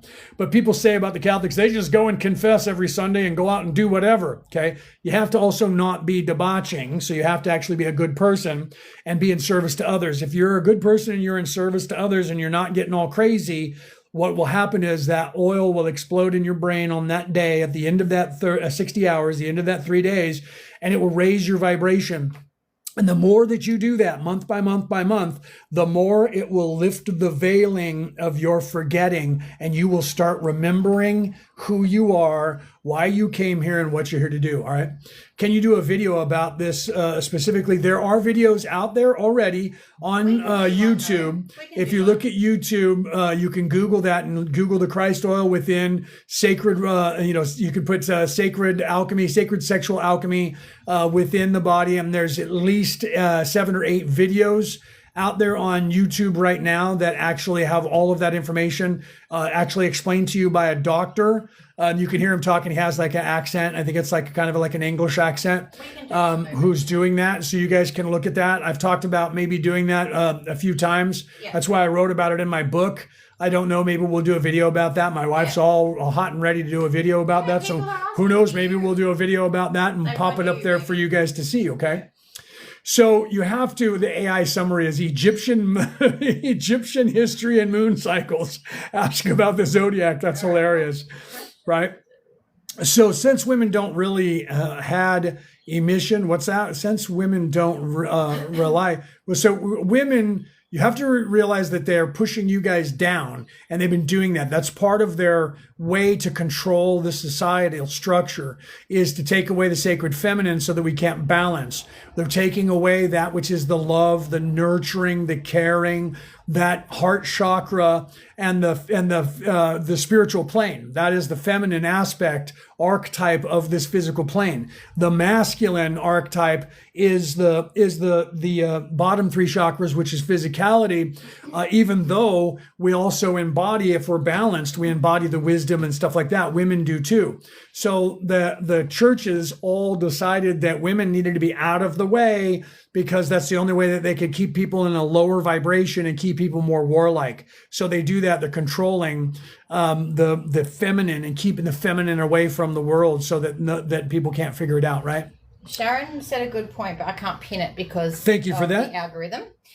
So that's why they're making sex, etc., more prevalent even to young children, to keep us 3D. Yes, absolutely. You're absolutely right. She just read, I'm sorry about that. She just read I missed that. She couldn't pin it. So that's exactly why, right? I was asking if the Christ oil works the same for women. Yes, it does. It does work. It doesn't matter whether you're a man or woman, you have the same Christ oil, and that Christ oil works for you exactly the same way. It has nothing to do with sexuality. It has nothing to do with a man or a woman. You still have the same cycle. The cycle of oil is human. You know what I mean? So it works on the physical body, no matter what you identify as or what you are. It's just a fact of existence. If the only thing that it'll determine what that Christ oil does for you is whether you're in service to self or in service to others. And Santa Claus was the story where they told you about that, right? If you're on Santa's naughty list, you get coal. So it literally turns into a black coal-like substance if you squander the oil. And if you don't, then that oil explodes with DMT, and it's a little pop, right? Reese, welcome, my brother. Welcome. I'm glad that you came in, right? I know, right? I'm off Cowboy Up. Are you? Way to go, brother. Have fun. I sent some videos, right? If you're out doing Cowboy Up, film a couple of them and send them to us. I love watching when you do that stuff, because I want to do that, right? So if you're doing that, brother, do that, right? So yeah, there's other books. Like I said, I wish I had read the book God, Man, the Bible Made Flesh before I wrote my book. I actually had it, but it was sitting on my bookshelf and I didn't read it. Otherwise, I would have referenced it in my book. I did talk about the Christ oil almost word for word what they said. Literally, if you read their book, you'll go, wow, this is exactly what he said in his book. Maybe he paraphrased. No, I didn't. Had I done that, I would have actually gave them credit, but I didn't. I wish I would have known about it. But I did know about it and I wrote it. And you'll see that if you read my book, that you'll hear other people talking about it, because you can only talk about the Christ oil one way, because it is that way. That was what Jesus was teaching. That is what Marduk was teaching. That is what all of these religions were actually teaching you, was the way. Taoism still teaches you the way. Okay, so Taoism, let's talk about that. Lao Tzu in 634 thereabouts, BCE, before Common Era, somewhere in the 600, 630, at the same time that the Buddha was also teaching the same thing in China at the same time, Lao Tzu says, when people are talking about what's the way, and he said, he who can create his own illusion and live in that illusion will find the way to heaven. Okay? Think about that. So 2,650 years ago, there was a Chinese man who knew this place was an illusion and was teaching you that your focus determines your reality. Think about that. Okay? So hundreds of years before Jesus was born, there was a guy teaching what Jesus was teaching. Look at the Buddha. You'll find the same sort of concepts being taught. Okay? So you look at this stuff and look at the Hindu religion. Look at Shiva and Ganesh. Listen to what they're talking about. You're going to find the same thing. He who looks for things in the physical will not find it. I'm muting. Okay? Oh, he's annoying me. So, yeah, that's fine.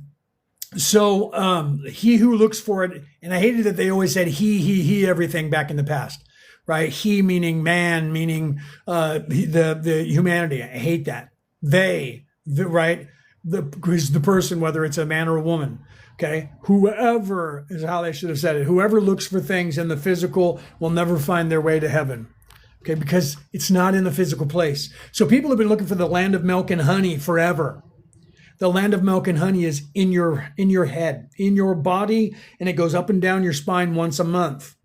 Okay, what is it? The looking for the fountain of youth. The fountain of youth is in your head. That DMT, by the way, will keep you from aging and start reversing your aging. It's just like taking Ormus, if you know what Ormus is. It's the same building blocks of the universe because that's within you. Okay?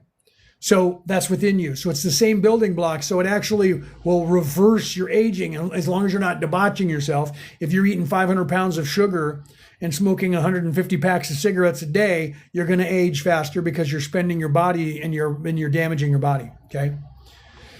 Yeah, I've been tracking that for the last 3 months. There you go, brother. Good for you that you're doing that. Crawford, good for you. Okay?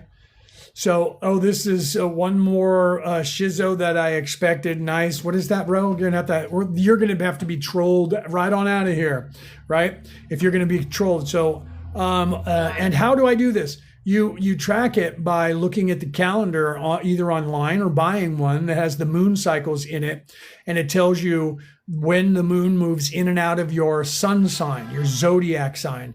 When the moon moves in and out of your zodiac sign, it moves in your zodiac sign and then stays in it as it's moving through it for 3 days, 60 hours. That's the 3 days of the unalived and resurrection of the Christ, of Jesus. He was 33 years of age. You have 33 vertebrae in your spine, unless you've had a couple fused together. You have 33 vertebrae in your spine. The Christ oil goes down your spine to the bottom 5 vertebrae that are fused. Okay, and they called that the breadbasket. They called that Bethlehem back in the old days. Goes down there, mixes together, comes back up, goes across Bifrost the Rainbow Bridge as it goes across your chakras. Goes across Bifrost the Rainbow Bridge like Thor does as he's going back to Valhalla, back to heaven, because the heavens are the heaved up place that's in here in your brain. Okay, that's the heavens. This is the high heavens is in your brain. That they knew that in the old ancient times. Okay, they taught that. Okay, so literally that's when you take care of that Christ oil. Okay, you know the year is supposed to be 13 months. Yes, because there used to be 13, because the moon has 13 cycles and it's 28 days long. The lunar calendar, the reason that we were being on the lunar calendar was because it made it easier to track your sun sign, and when the moon went in and out of your body, it would happen at exactly the same time every single month. That's the 10% tithing. But to distract us away from that, they had to change the calendar. So they changed the calendar to this Greco-Roman calendar where they moved a bunch of days around to confuse everybody and make it harder for you to track. And then you forgot about it because they took that information away from you. You're absolutely right. There used to be 13 months on the calendar, and they used to be 28 days long. And every end of the month, the 28th day was on a Sunday every month, and the first day of every month was on a Monday. And you always knew exactly what 3 days the moon was going to move into and out of your sun sign, so you could plan for it for your entire life, and you knew what day that was going to be. And now you have to look on a calendar because there are 13 moon cycles to the 12 months, and it happens different every month. My Christ oil every single month moves up a day or two, depending on whether there was 31, 28, or 29, or 30 days in the month that I just went through, okay? So no telling the accuracy of the zodiac is true. Now, we still know the zodiac is based on the heavens, my friend. The zodiac signs and where they moved are based on our rotation around, our rotation every day, and our rotation around the sun. That hasn't changed in more than 10,000 years. The calendar has changed slightly because they took a bunch of days and added them to here and there and willy-nilly, and eventually there was only a few days left in a month, so they took those and spread them around, just eradicated that month and made it disappear. That's your Greco-Roman calendar that you're on now, which is a solar calendar, not a lunar calendar. And they do that, Penny, welcome. They do that so it's not easy for you to track. So that way it's really hard. You don't know when it's going to be. Thank you for that. Woo-hoo! Yeah, baby. Thank you for that, Lottie. So you literally have to realize that's part of their deception so that you will not be able to track this stuff within your body. And then they just took everything out of the different Bibles that they could control. They took the information about it, just took it out and said, that's no longer part of that. And anybody who has that, we need to hunt them down and unalive them. And we know that because we found 68 books in the Dead Sea area, right? And then guess what? They found out in history, how did they get here? So they looked it up. They found out that those were put there by the Essenes, who went missing right after the year 2030. Then 2029 or 20, not 2030, the 329, 330. Because right around that time was when Constantine had the First and Second Council of Nicaea and said, all of those books need to go, right? And all those books told you about the ascension, told you about the proper creation, told you about the Christ oil, and told you the teachings of Jesus and what he was saying. The Gnostics, or the Gnosis people now, are telling you that those books were the secret teachings that Jesus told John and James, because the book of James is one of those books. And they're like, no, that stuff, he told everybody else the stuff that you know about, and then secretly looked at John and James and said, oh, that was bullshit. Here's the real story. The books that they're telling you about, when people say, oh, it's the Nag Hammadi, and that's junk. The Nag Hammadi or the what else did they call them? When they call them the Dead Sea Scrolls, they call them the Hermetica, right? The Hermetica is the Corpus Hermeticum. That is a writing by Hermes Trismegistus, right? But all that other stuff that they call the Nag Hammadi, they're claiming, and people still believe this, that those were just made up and they weren't real. Weird, because if that's true, how come the Ethiopians, Christians who walked away from that council and didn't let them get to their Bible, to this day say, here, we have a Bible that's complete. And guess what books are in that Bible? Oh, well, it's just the Ethiopians. What do they know? Yeah. And that would be kind of cool if the Eastern Orthodox Church, the Eastern Orthodox Christian Church, didn't also walk out of that council, and they also don't have a Bible, because they do, that also has 68 books in it that they said, we walked away and didn't let them edit that. And guess what 68 books they have? The ones that we found in the Dead Sea area that everyone claims were taken out because they were false. So there are more people in more churches who call themselves Christians on this earth who say this is the true Christianity, including the one that Mary, Jesus's wife, created in the south of France. Look that one up, folks. Mary, who created a church in the south of France, and her children, married to Jesus, children, carried on that church. And eventually, after Constantine did his work, that church, about 1100s, came out and said, that church in Rome is corrupted and not teaching what Jesus was teaching, and we're teaching what Jesus was teaching, and this is the proper way. And the Pope in Rome, guess what he did? He sent his knights to the south of France, and they unalived over 2 million people to shut that religion up. So the Ethiopians kept quiet, and so did the Eastern Orthodox Church, so they wouldn't get unalived. And they saved their information. So that's 3 Bibles that existed on this planet from 3 different Christian religions that were the same Christian religion, who all claimed, independent of one another, that the Roman Catholic Church had edited that when Constantine edited it. And we know he did, because we found the Dead Sea Scrolls. Okay? So What does this tell you? This tells you that there's another story that they have been not telling you. And the guy named Dan Brown wrote a book called The Da Vinci Code after investigating the same exact knowledge. And that book, Da Vinci Code, became a movie that they put out to the whole world where Tom Hanks played the main character in it and starred in it. You guys might want to look at it, okay? Tells you something, okay? So you need to take a look at that stuff, okay? You're full of it. Omar the King. There's Omar the King. I love you. Yeah, I love you. I banned you from my other thing. So my wife's about to ban you. So bye-bye, buddy. Have a nice life. Omar the King, who thinks he knows everything and has no religious titles whatsoever or any theological titles at all. All he has is an opinion, and he thinks his opinion is the biggest opinion on the face of the earth. So we're blocking Mr. Omar. Have a nice day. And be careful, because he might be that other guy that was King 88. If he comes in all of a sudden, keep an eye on King 88. Okay, so the calendar is the best to follow the system with. Yes. Because the calendar is, it's tangible. You can hang it up on your wall and you look at it every day and go, what's today? Oh, going up on my Christ oil, right? What I do is I go on the line to the website, and then I program that into my phone. But I did that because we didn't have a calendar. So my wife bought the calendar. And so now it's the same. We actually compared them to the websites to make sure, these things are accurate, and they are accurate. There was some weird little discrepancies where instead of 60 hours, like with the Virgo this month, for some reason it said the moon wasn't in Virgo for 60 hours, but it has to be. Even if we have an extra full moon in that month, it still has to be, because the moon doesn't move any faster and the earth doesn't turn any faster. So the calendars are good, right?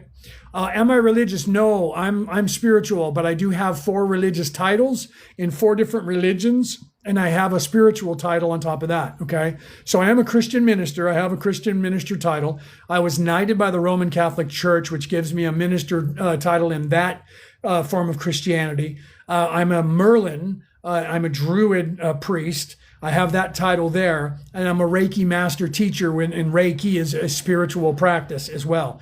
So I'm not religious because religion recruits you. Spirituality waits for you to find it, okay? Because the religions, even though they're still good, don't get me wrong, I'm not against religion.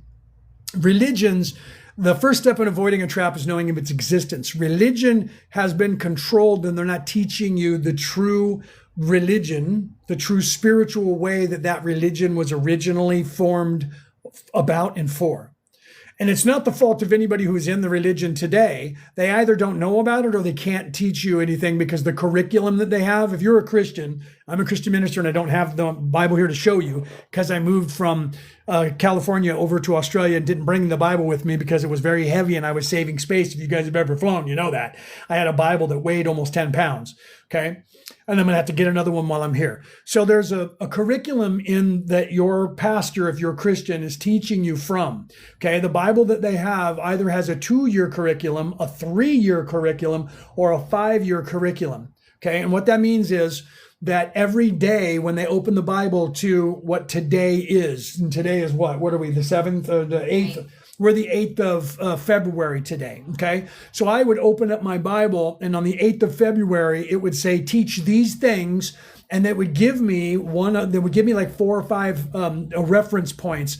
Teach it this way, this way, this way, or this way, with all of these references from the Bible. It's all there drawn out for you. You go up on the pulpit and you say these things, and everything is about certain things every single month going around the whole year. But you don't realize that, because if you're going to a church and you go there every single Sunday, it would take you 2 years to hear it repeat, or 3 years, or 5 years. So most humans don't go to church that often to hear it repeat itself over and over and over and over and over. So you don't notice what they're doing. Okay, so in that curriculum, they're not teaching you anything about the Christ oil. They're teaching you, they're teaching you, so what do you think about casting out demons? Well, that is an actual thing. Demons are not supposed to be inside of you at all unless you allow them. People have to allow them to come in first. So, but yes, I can teach you exorcism. Exorcism is something that even Jesus was doing. Jesus exorcised many people. Why? Because they needed to be exorcised, because they had collected negative energy that was in some ways talking to them and controlling them. Okay. So welcome in. Make sure you guys smash those hearts for me, champions. Let's get some more hearts in here, right? And maybe hit some of those roses so we can get some of those roses in, and share this out. More importantly, share it out so we can get more people to come in, right? We're in Australia, so we're the 8th, but yeah, she's right. I'm in Australia. We're over here in Australia. When I said today's the 8th, it is for us because we're ahead of time. Then you're probably in the United States or Europe, and it's still yesterday for you guys, okay? Because the Earth is not in fact flat, and the Earth is round, and there's 24 hours in the Earth, and we're really close to the prime meridian. There's only New Zealand and like 3 islands, like Fiji and the island of Christmas and one other island that are further closer. So those guys should be the 0 point for the world. Like Christmas Island is the first humans that experience the day. And for instance, I'm 19 hours ahead of California, okay? Because I'm over here. So for you over there, yeah, you're right. It's the 7th, right? Because you guys haven't caught up to us yet. And Brooke was I didn't see that. And Brooke was like, tell her that it's, yeah, she's right. For her, it is that time. So time is relative to where you're standing on the earth, my friends. So, okay. So let's see. What was the question here? So Penny, you call demons. You can call demons. Open yourself. If you do, you'll know what you're doing. Yeah. So through necromancy, people use that to actually control negative energies. You got to be very careful with that. If you don't know what you're doing, that's how you get into trouble. Okay. So how to search this information on our own, please. Example, the sun signs moving through. You can just Google that. You can look up. There's the whole entire Christ oil videos are on YouTube. Thank you very much. Are on YouTube. Okay, so you can look that up. It's going to happen every time somebody pops in here and didn't hear all of it. So literally, you can look it up online. You can Google it, and you can Google calendars with the moon cycle in it, and they're on sale all over the place. You can go down to a store and find them, but you can Google it on Amazon. You can look it up there. Just Google it. But if you want to research it and actually watch somebody on a video talking about it, you can go to YouTube and you can look it up there, my friend, and you'll find it. Thank you very much, Red Rock, for that. I didn't say thank you earlier when you did that for me. I said thank you, but didn't mention your name, right? Green-eyed, pooping. Thank you for that one, right? So yeah, you guys can look all this stuff up online, and I would endeavor that you do. You can also look it up in my book. I wrote about it in my book, The Reality About Reality, Returning to the Old Ways. You could look it up in the book called God Man, the Bible Made Flesh, which came out in like 1948. People were talking about it back then. You can look it up if you actually know what you're looking for. You can look for it in all the religions. Let me give you a little hack for religion. I did this yesterday, and if you guys are here now, thank you for that. My wife is popping me with some roses there. Thank you, baby, for doing that. So let's give you some hack on these religions and show you on different places how these religions show you about balancing your chakras and working with the Christ oil, okay? So if you look at, let's start with the Egyptian Book of the Dead. In the Egyptian Book of the Dead, there is a spell that you need to have either with you in your sarcophagus, or you need to know this knowledge. And what is that knowledge? That knowledge is the way that you get to heaven. And how do you learn that? And what is that knowledge? The knowledge is you have to have the secret name of the gatekeeper when you're on the boat and the boat is sailing up the river, going across Bifrost, the Rainbow Bridge, by the way, going up the river to try and get you to heaven. And you need to know the secret name of the God who rules, the gatekeeper who rules that gate. And if you know that person's secret name and the riddle of that gate, which is how to balance that chakra, by the way, if you read the Egyptian Book of the Dead and open up your computer to the chakras and what the chakras mean, red ray root chakra all the way up to the crown chakra, and what you need to do to balance that archetype, what the archetype is of the red ray root chakra and all the others, and what you do to balance that chakra, and then you read the Egyptian Book of the Dead, guess what? There's 7 gates that you need to know the name of the chakra, and you need to know how to balance that chakra. And if you know all of those, or you have that paper to give to each one of those, then you can get into heaven. That's how to balance your chakras and get into heaven. Okay. So now let's go to the Christian Bible in that place called Revelations that we were talking about, which doesn't mean the end of the world. It actually means illumination. Hold on. I'm going to take a drink of my coffee. It means illumination. Let's go to the letters to the churches. Let's go to the letters to the churches. you open up that Bible to the letters to the churches in Revelations, and it looks like that John or Peter, depending on which reality you remember, whether Peter was in Patmos or John was, wrote letters to the churches. Why would that religion hold on to letters that he yelled at churches about? You guys aren't doing what you're supposed to do. You need to do this. Why would they hold on to those specific letters for 2,000 years? Open up your Bible and look at the letters to the churches.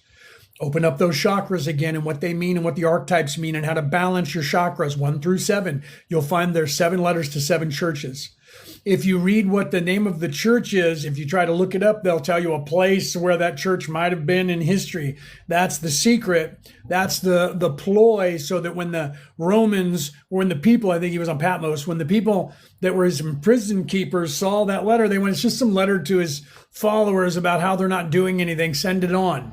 Okay? So the name of the church is, if you look up the etymology of the name of that church, what it meant in the words they were using in Aramaic at the time, you'll find that the first church is the red ray root chakra. And what you do and what he tells them is you're not living your life right. You're living this way. You're not going to go to heaven. That's what happens when you unbalance that red ray root chakra, and how to unbalance it by eating of the tree of life. If you do these things, you get to go to heaven.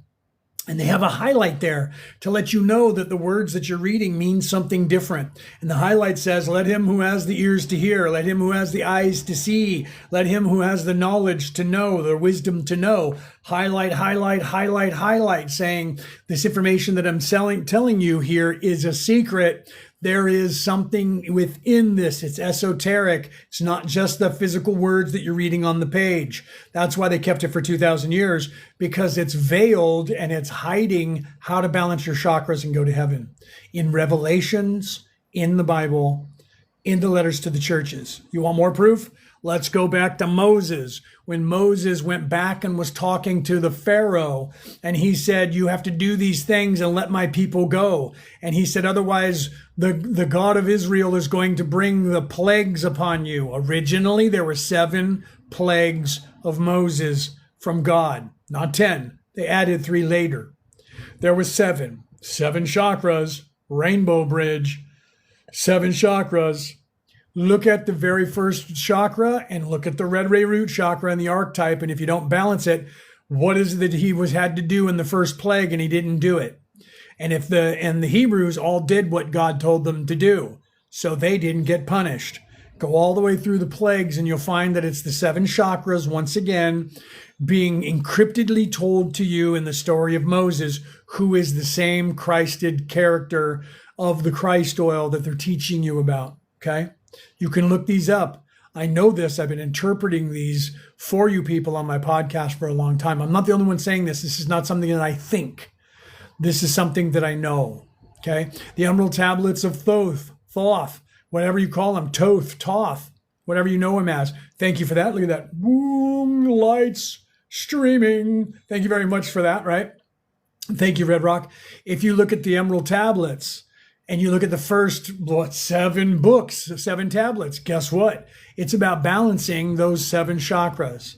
The entire thing, the first 7 books, is about your chakras and your ascension, and you're piercing the veil and unveiling yourself to get into heaven. Okay, so if they made that up, somebody just made that up in 1928, and they claimed that it was from this guy named Thoth, who was an Atlantean, who was here a long time ago, and it was all made up, it wasn't real. Whoever did that was a freaking genius, because all of the information that is in there is the most accurate information that we have that is identical to all the other ones. So either some mad genius named Nebuchadnezzar or somebody throughout all of time has came up with the greatest fake thing to control the entire population with that actually works, weirdly, or it's actual. Either way, it actually works. Both ways, whether you believe it or you don't believe it. It actually works. So if you want to get out of here, all you have to do, stop looking in the flesh. Stop looking for a savior to come back to get you. Your savior's already been here more than 12 times. Let me say that again. Your savior has already been here more than 12 times. And every time your savior has been telling you, stop looking without, start looking within, because you are the Christ that you're looking for, because you have it in you. Everything you need is within you, within yourself. There is nothing that you need from the physical plane whatsoever, except for what is in your mind to save yourself. You want to get out of here and you want to stop being controlled by them? Stop being controlled by them and get out of here. That's it. You're sitting in an escape room that you put yourself in, and you're pretending that you don't know how to get out. You're in a room that has 4 walls and there's no windows and there's one door. That's it. And there's a key sitting on the coffee table in front of you. And you're sitting in there with a guy who keeps going, hey, what are you doing? Hey, what are you doing? Don't look over there. Don't look at that key. Don't go out that door either. Don't you go out that door. You open that door, there's going to be a light. And if you go into that light, it's going to zap you and it's going to put you back into this door. Don't do it. Don't go into the light. Don't open that door. Don't do any of that, because bad guys are out there. Bad guys are out there. Just sit right here. I'll tell you what you need to do. Hold on right here, because somebody told me, you know what they told me? They told me they were going to come back and get us. Okay. So what they said is all we got to do is sit here. Okay. So we sit right down here. Okay. Just so don't forget about that key. Forget about that door.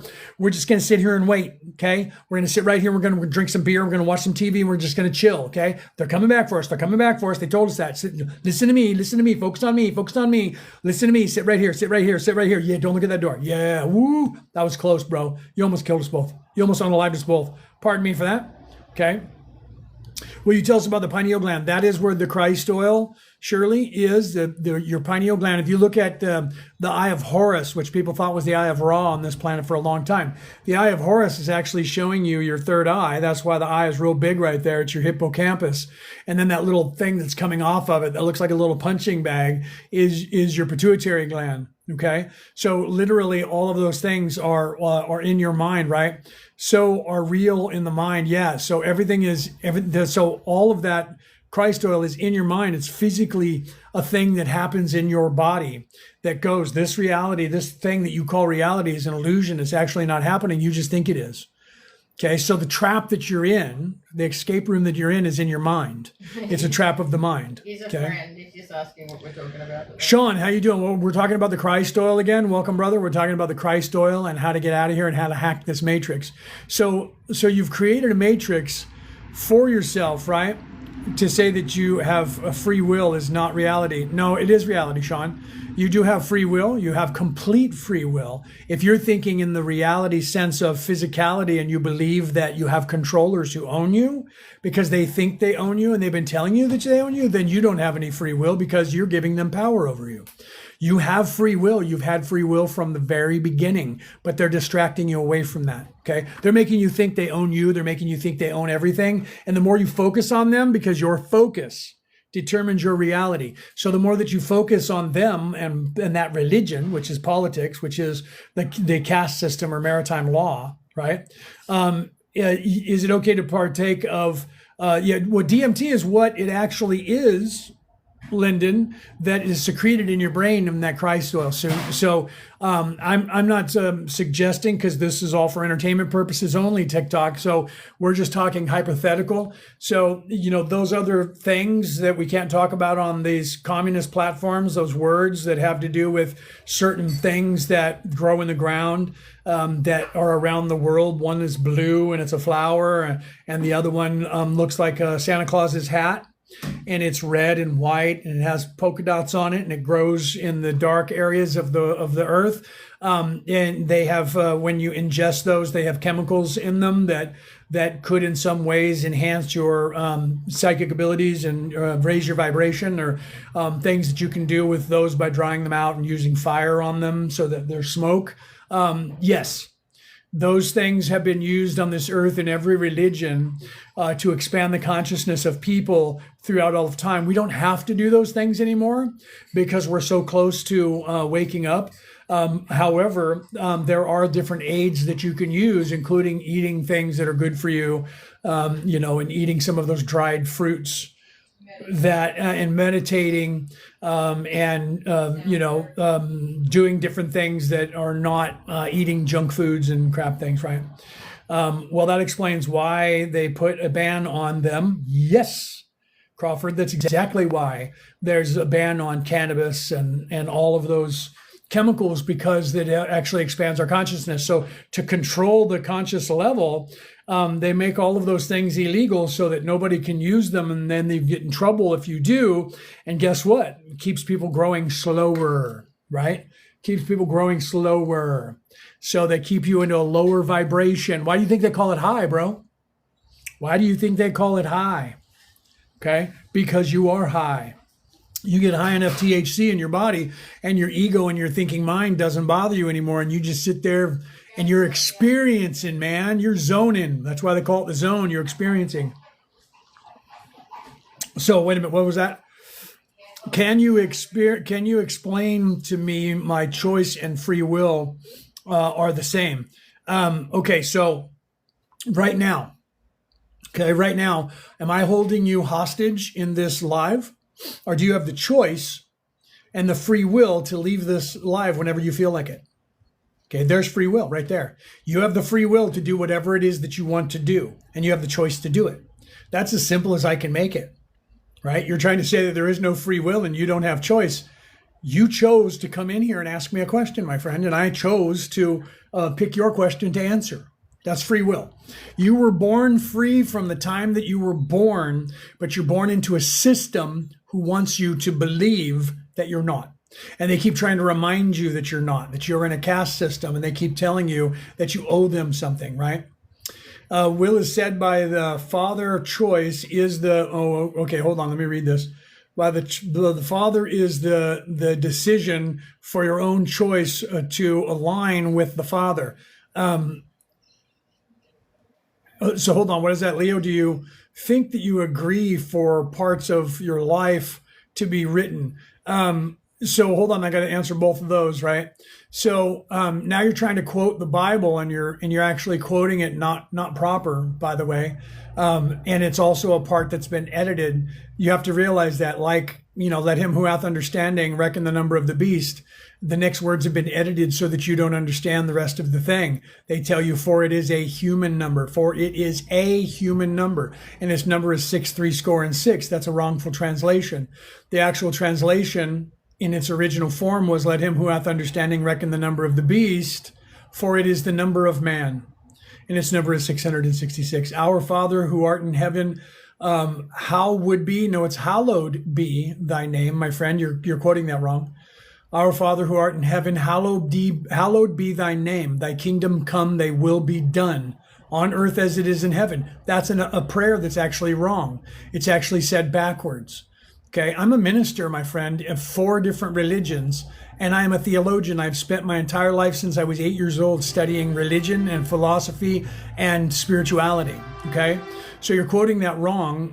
Maybe you're talking to your phone and your phone just typed it that way. Okay, so here, look in Matthew, okay?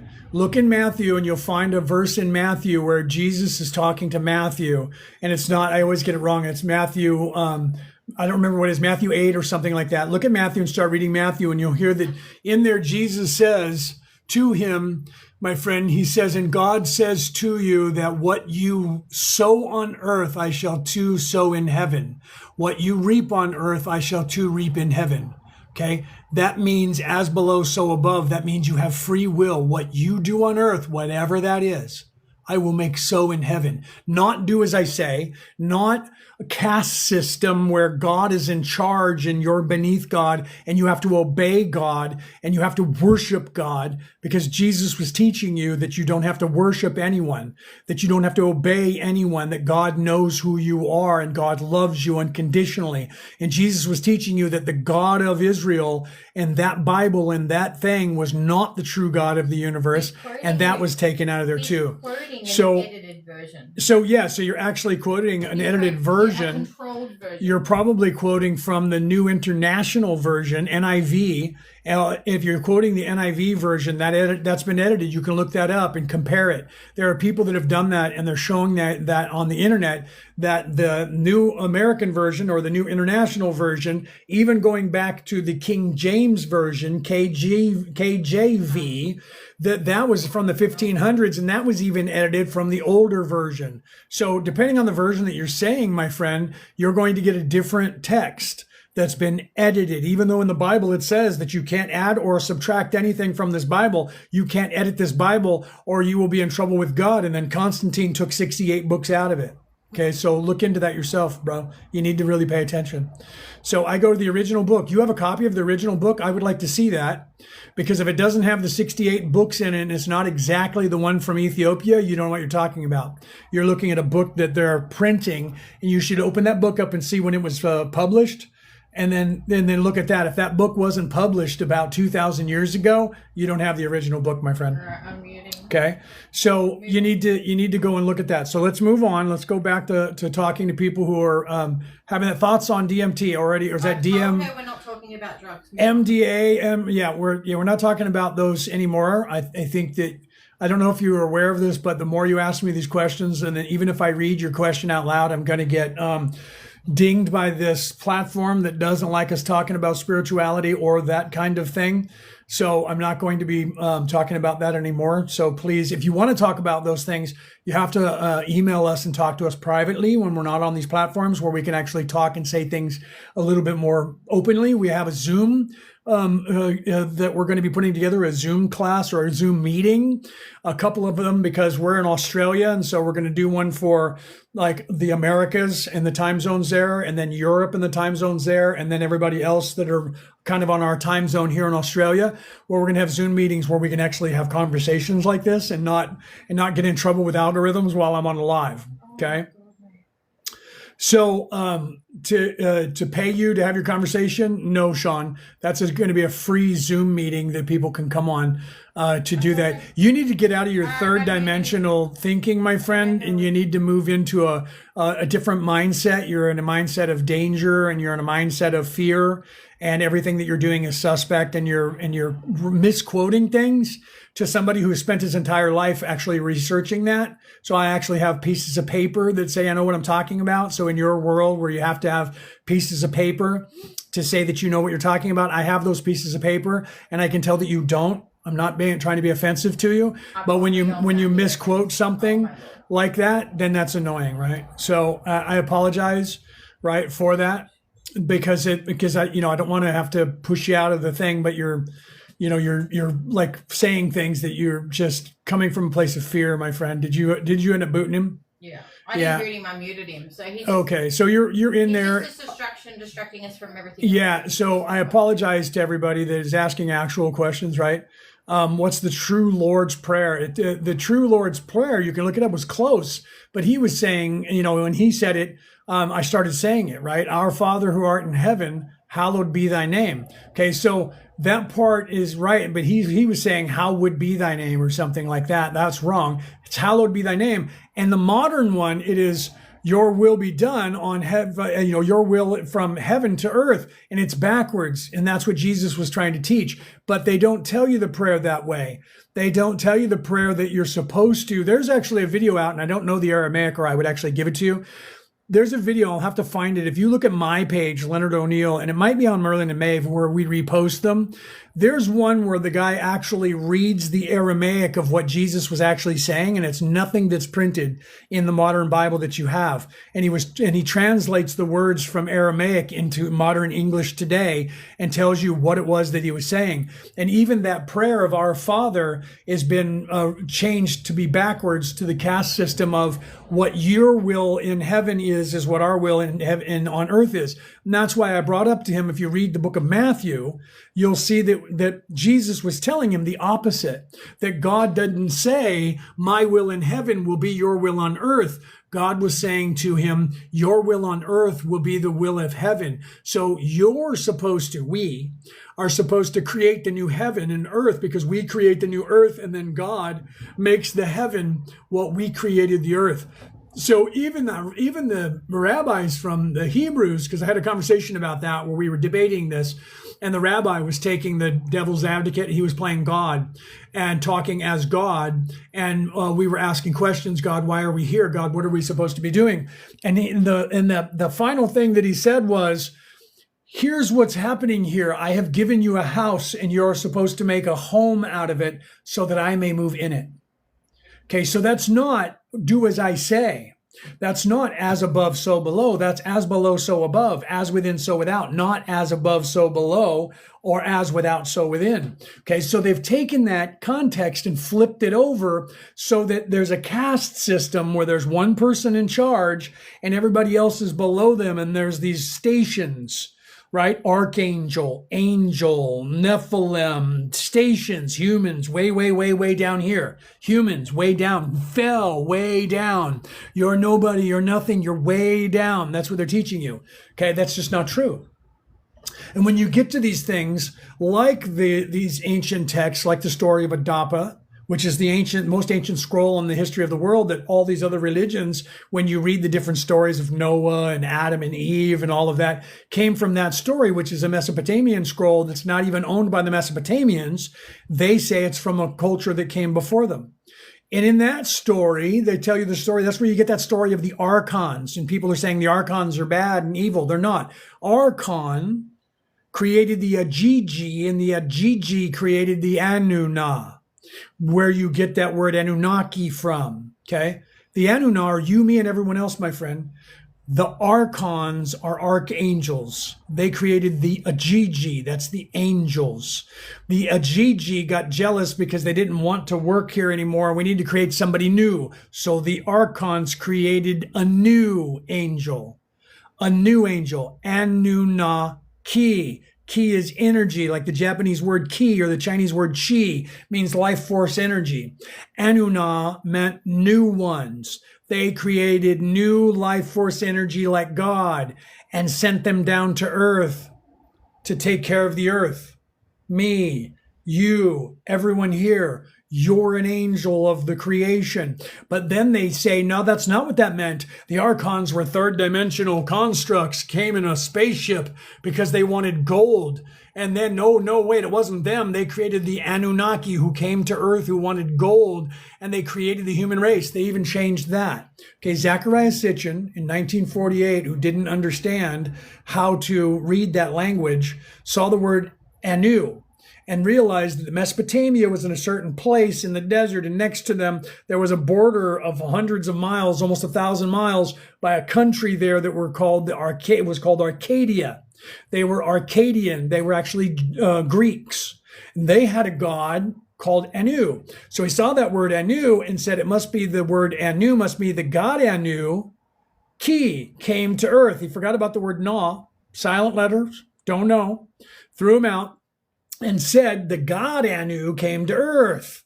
And then he made up 6 books, and he lied and said that the Anunnaki, the god Anu, came to earth to mine gold and created the human race. Nowhere in those scrolls does it say anything about mining gold or creating the human race at all. Okay, the people who were created were the Anunna. And it says that. So if he's right and the god Anu came, then who did they create? Well, Giorgio Tsoukalos in History Channel said, the god Anu came down to earth, so he was in a spaceship and he was an alien. And then in 2015, he reiterated that when he was filming again, and this time he said, Anunnaki means those from the heavens came. Now it's an entire species of people flying here in an armada. They came down to earth, and they just propagated for the History Channel and Disney to make a bunch of money, propagated the story that Zachariah Sitchin wrote about the scroll, and the actual translation of the scrolls by the actual scholars say that that's all a lie and made up, and the word was Anunna and Ki, and that meant those who were like God came because they were the new angels. And that is us, that is you, that is me. And that entire story was an allegory in and of itself as it is. And that's the oldest story on the face of the earth that 8 religions on this earth are actually based on, okay? And I tell you truly, because it's true, you can look it up, and people are starting to realize it. I'm not the only one talking about this. There's a man by the name of Matthew LaCroix. You can look him up, and he's actually discovered the most oldest city in the history of the world that belongs to those people that might have been Atlanteans, that Atlantis was an entire global society, not just a city, not just one city. Thank you, Sharon, for that. Love that. Freaking whole universe right there, right? Love that. So he's discovered the most ancient city, and he's uncovering information that is spiritual information. He just wrote a book, and he just dropped the book, and there's documentary coming out, and he's been on podcasts in the last month, and he's talking about, guess what? There's this information that was dumped onto this earth over and over and over again in every society. And I've discovered what it means and what it is. And guess what it is? It's the Christ oil and how to get out of here, how to balance your chakras and how to get out of here. I'm not the only one talking about this. I'm not the only one who's seeing this. There's people out there in the world, many, many millions of people that are seeing this and realizing this because they stopped looking where those people told them to look. And that was, look for the scroll, look for the scroll, look for the scroll, look for the scroll. And they stopped doing that. And they started looking at them. What are these people telling us? Instead of where's the scroll, where's the scroll, where's the scroll, and who copied what scroll? What is the scroll saying that everybody wrote? And I've been saying that my entire life, okay? And I wrote a book about it, okay? I wrote a book about it, all right? And that is called The Reality About Reality, Returning to the Old Ways, okay? You guys can look that up by me, Leonard O'Neill. I'm not the only one to talk about it, or the Christ oil. There's another book that came out in the 1940s, and it's called God, Man, the Bible Made Flesh. And if you've ever taken a theological or been to a theological college, you know what I'm talking about because they're teaching it today, at least in the Americas. They're teaching that book in there as something that needs to be paid attention to. And if you look at the Emerald Tablets of Thoth, guess what? They're telling you the same thing. If you look at the Corpus Hermeticum, which is the book that was written by Hermes Trismegistus, he was also talking about it. And if you look at the Bible itself, I just gave you that, just Revelations alone in the Christian Bible, it's talking about it. If you look at the Hebrew Bible, the Bible of Moses, the book of Moses is telling you about it. The Exodus is about the balancing of your chakra to get out of here, okay? It's in every religion. Even the Vikings talked about it in their own way with the story of Thor coming down to heaven, or from heaven, from Elysium, from that heaved up place that's in your head, coming down from Valhalla, coming down to earth. They all talk about the chakras. How many chakras are there? 7. How many worlds are there in the Viking pantheon? And the rainbow bridge that you have to cross to go to heaven. That means you have to balance yourself to go to heaven. If you don't balance yourself and you're self-serving, you will not be able to make it to heaven. Why is that? Because they knew that evil self-serving people can only go halfway through the 6th density and then they are stuck. Okay? They're stuck there and they can't go through the density any further, and they have to repent of their ways. That's a nautical term. Thank you you very much for that. But you have to repent your ways and become in service to others, and then you can start your ascension again. So even the Vikings from thousands of years ago knew about it. Every religion on this earth, you can look up Shiva and what Shiva did, Osiris and what Osiris did. These people in these religions were Christed, and they were doing all of that stuff, okay? Can you say happy birthday to Kip? Kip, happy birthday. Happy birthday. Santa Claus on his day off says happy birthday to Kip. Ho, ho, ho. Happy birthday, Kip. Ho, ho, ho. Right? I don't know how old Kip is, but happy birthday, Kip. Thanks for tuning in and wanting me to say hi, right? So I love doing that. Whenever people ask me to do that, I do that. Even if you guys are just like, oh, okay, see if he'll be stupid. I love doing that. Okay, so I'm going to have to wrap up for the day because our kids are coming over and they'll be here in about a half an hour. So I need to get off of here. So I'm not sitting here talking about this kind of stuff and while the kids are trying to yell and scream and have fun and play video games, okay? So I love you guys. Wait, can you talk about the Rainbow Bridge? Okay, let me do the Rainbow Bridge real quick. The Rainbow Bridge is the 7 chakras. If you look at a rainbow that is in the air, right? When the light goes through the rain, when it's sun's out and the light shines through the rain and you look at it, what do you see? You see the color spectrum. It's inverted from your color spectrum. It has purple down here and it goes all the way up to red. Okay, you don't see the white spectrum that's there because you can't notice that. So when you look at the crown chakra, right, people think that, violet, purple, purple, violet. Okay, so your chakras, the color coding of your chakras is the exact rainbow that you see in the sky that's inverted. Okay, if you look at the aurora borealis in the north and in the south of the planet, at certain times when the sun's rays shine through the ionosphere, it shines through the ionosphere, but it doesn't make a perfect rainbow because it floats and it has all the colors of the rainbow and the light spectrum coming through. Okay, so Bifrost, the rainbow bridge, was when you would cross over from this life to go to Valhalla, their version of heaven. You would have to cross over Bifrost, the rainbow bridge. And the way you crossed over Bifrost was you had to balance your chakras. If you were in balance, you could walk across the bridge to heaven, and the bridge was rainbow. And if you were not in balance, you wouldn't be able to walk on the rainbow bridge to make it to heaven. That you can look that up. It's in the Viking religion. Okay, so you can see Brooke pinned the weekly Zoom discussion we're setting up for people. Who is the god of the Abrahamic religion in worships? The name of the god. You need to get away from third dimensional constructs. Okay, the name of God is a construct, and it usually means different things. If you look at that, it's Adonai. Okay, all of the Hebrews, all the way back to the time of Jesus and before that, called the God Adonai, and that word was an Aramaic word that actually meant I am. Okay, so that was the name, and you can look that up. You can ask Jewish people to this day; they'll tell you that. Okay, so the word for God was Adonai, and that means I am. And then you have all these other words that they're telling you, that Yahweh and Jehovah and all of these. Those are just words that people use when they translate it into a different place. What happens, and this is what theologians know, right? Yahweh, that's another one. And that one means I am. That's just another translation of the word Adonai into another language that means I am. That's the Om sound, right? When you go, you're saying, right? When you inhale and exhale, that's the Om, that's you saying Yahweh. Okay. So you have to realize that these names, just like Jesus is the name that we call that character now, but in his time, they called him Yahshua. Okay. And then when you translate that word into Greek, all of a sudden it sounds like Jesus. The Greek word for Yahshua is spelled with a J.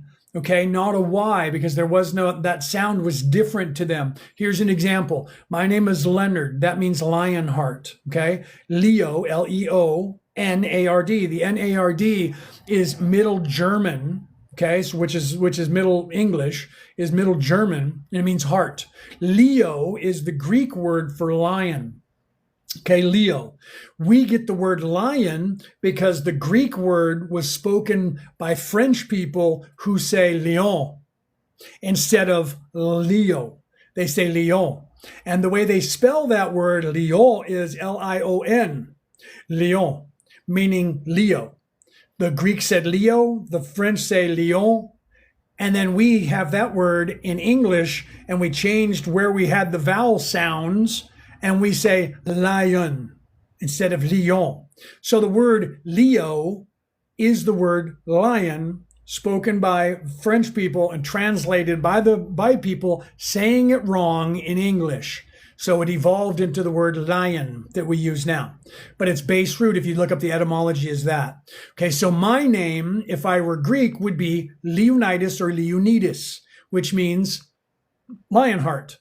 And if I'm Latin, it's Leonardo. Okay, that doesn't mean that those are different names. So with Jesus, when people say Jesus isn't even his real name, they're just lying about that. His real name was Yahshua. Jesus actually means Yahshua. Okay.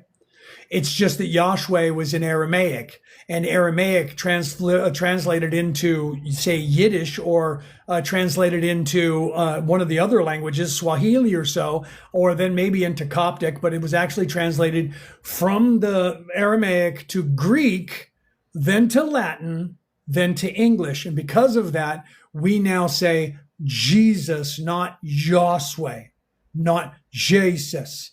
That was the more Greek word, Jesus. And then we say Jesus. Now, praise Jesus. Praise Jesus. We say Jesus. That's a English translation of the Greek word Jesus, which is a translation of the Aramaic word Yoshua or Yoshua. Okay, so you have to realize the etymology of things, and things get lost in translation. So people are spending their time yelling at one another online, saying that Jesus is not the name of that character and he was never called that. And that is his name, just like my name is Leonard. And if someone says to me Leonardo, because people have said it, I will answer to it, because that's just another language saying my same name. Or if somebody says Leonidas, I'm going to look at them. Why?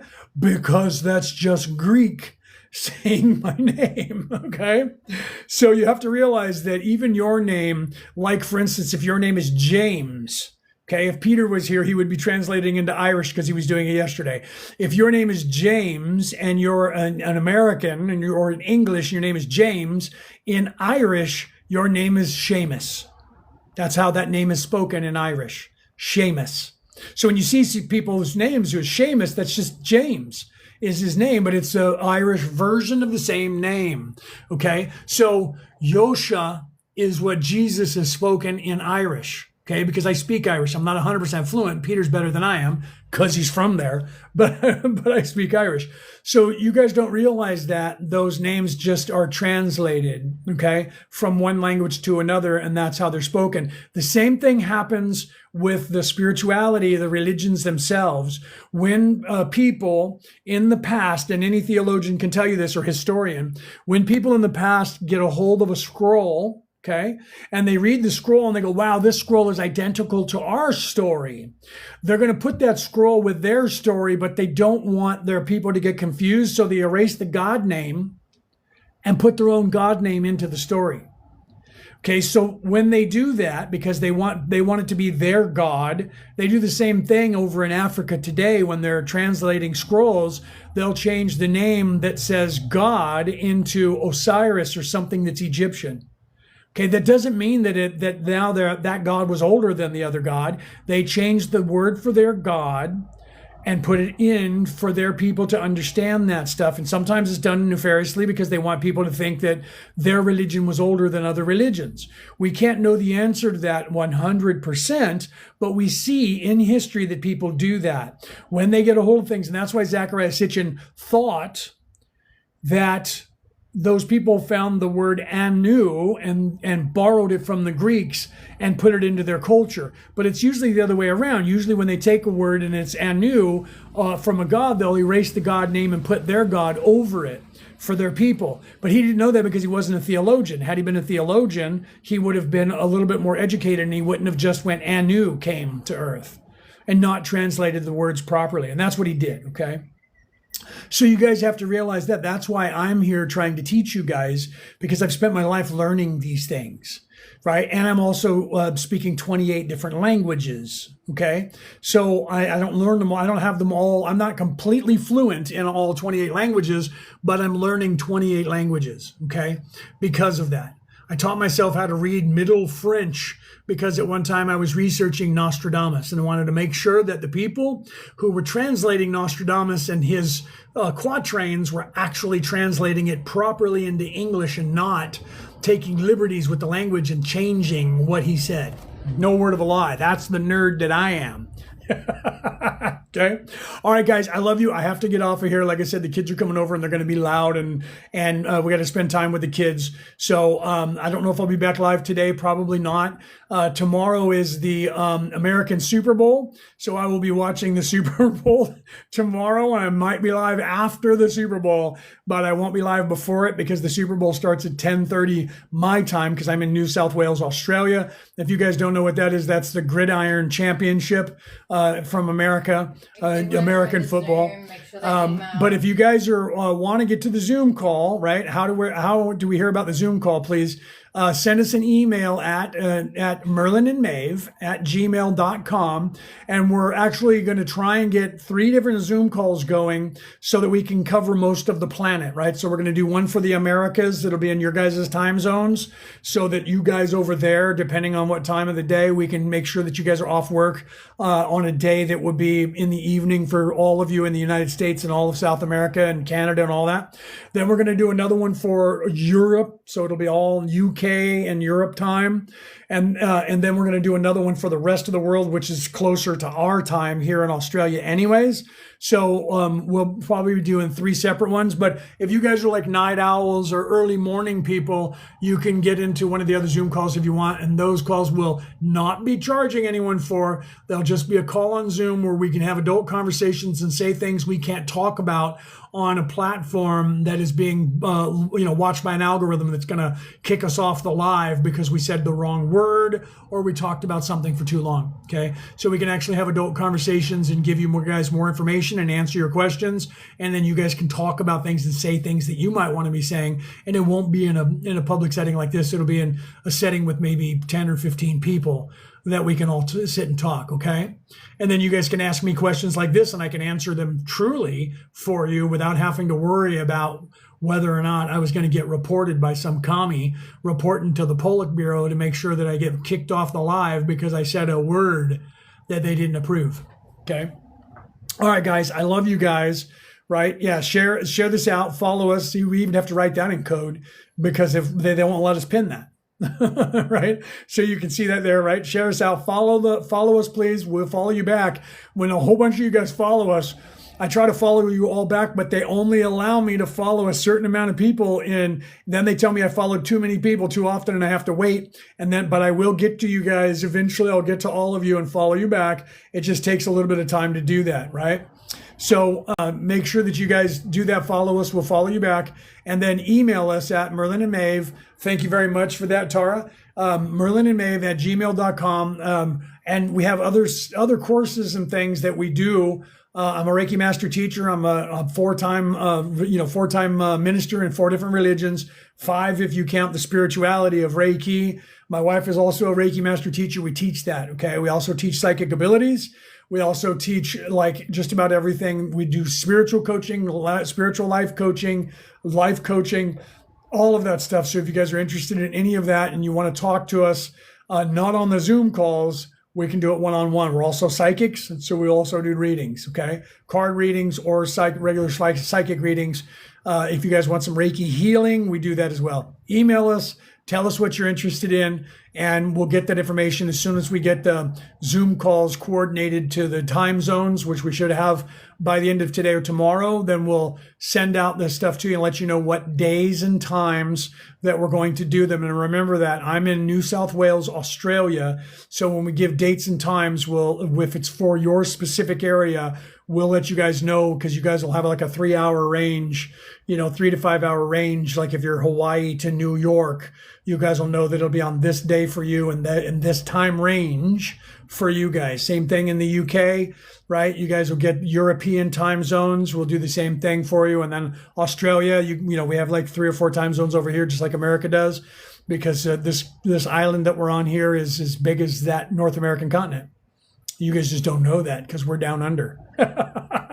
All right, guys. I love you guys. Have a good day. I'll probably see you tomorrow after the Super Bowl. If not, it'll be on your Monday, my Tuesday when I go live. But I'll try to go live after the Super Bowl tomorrow. I don't know that I'll be able to go live before it, but if I get up early enough, I might.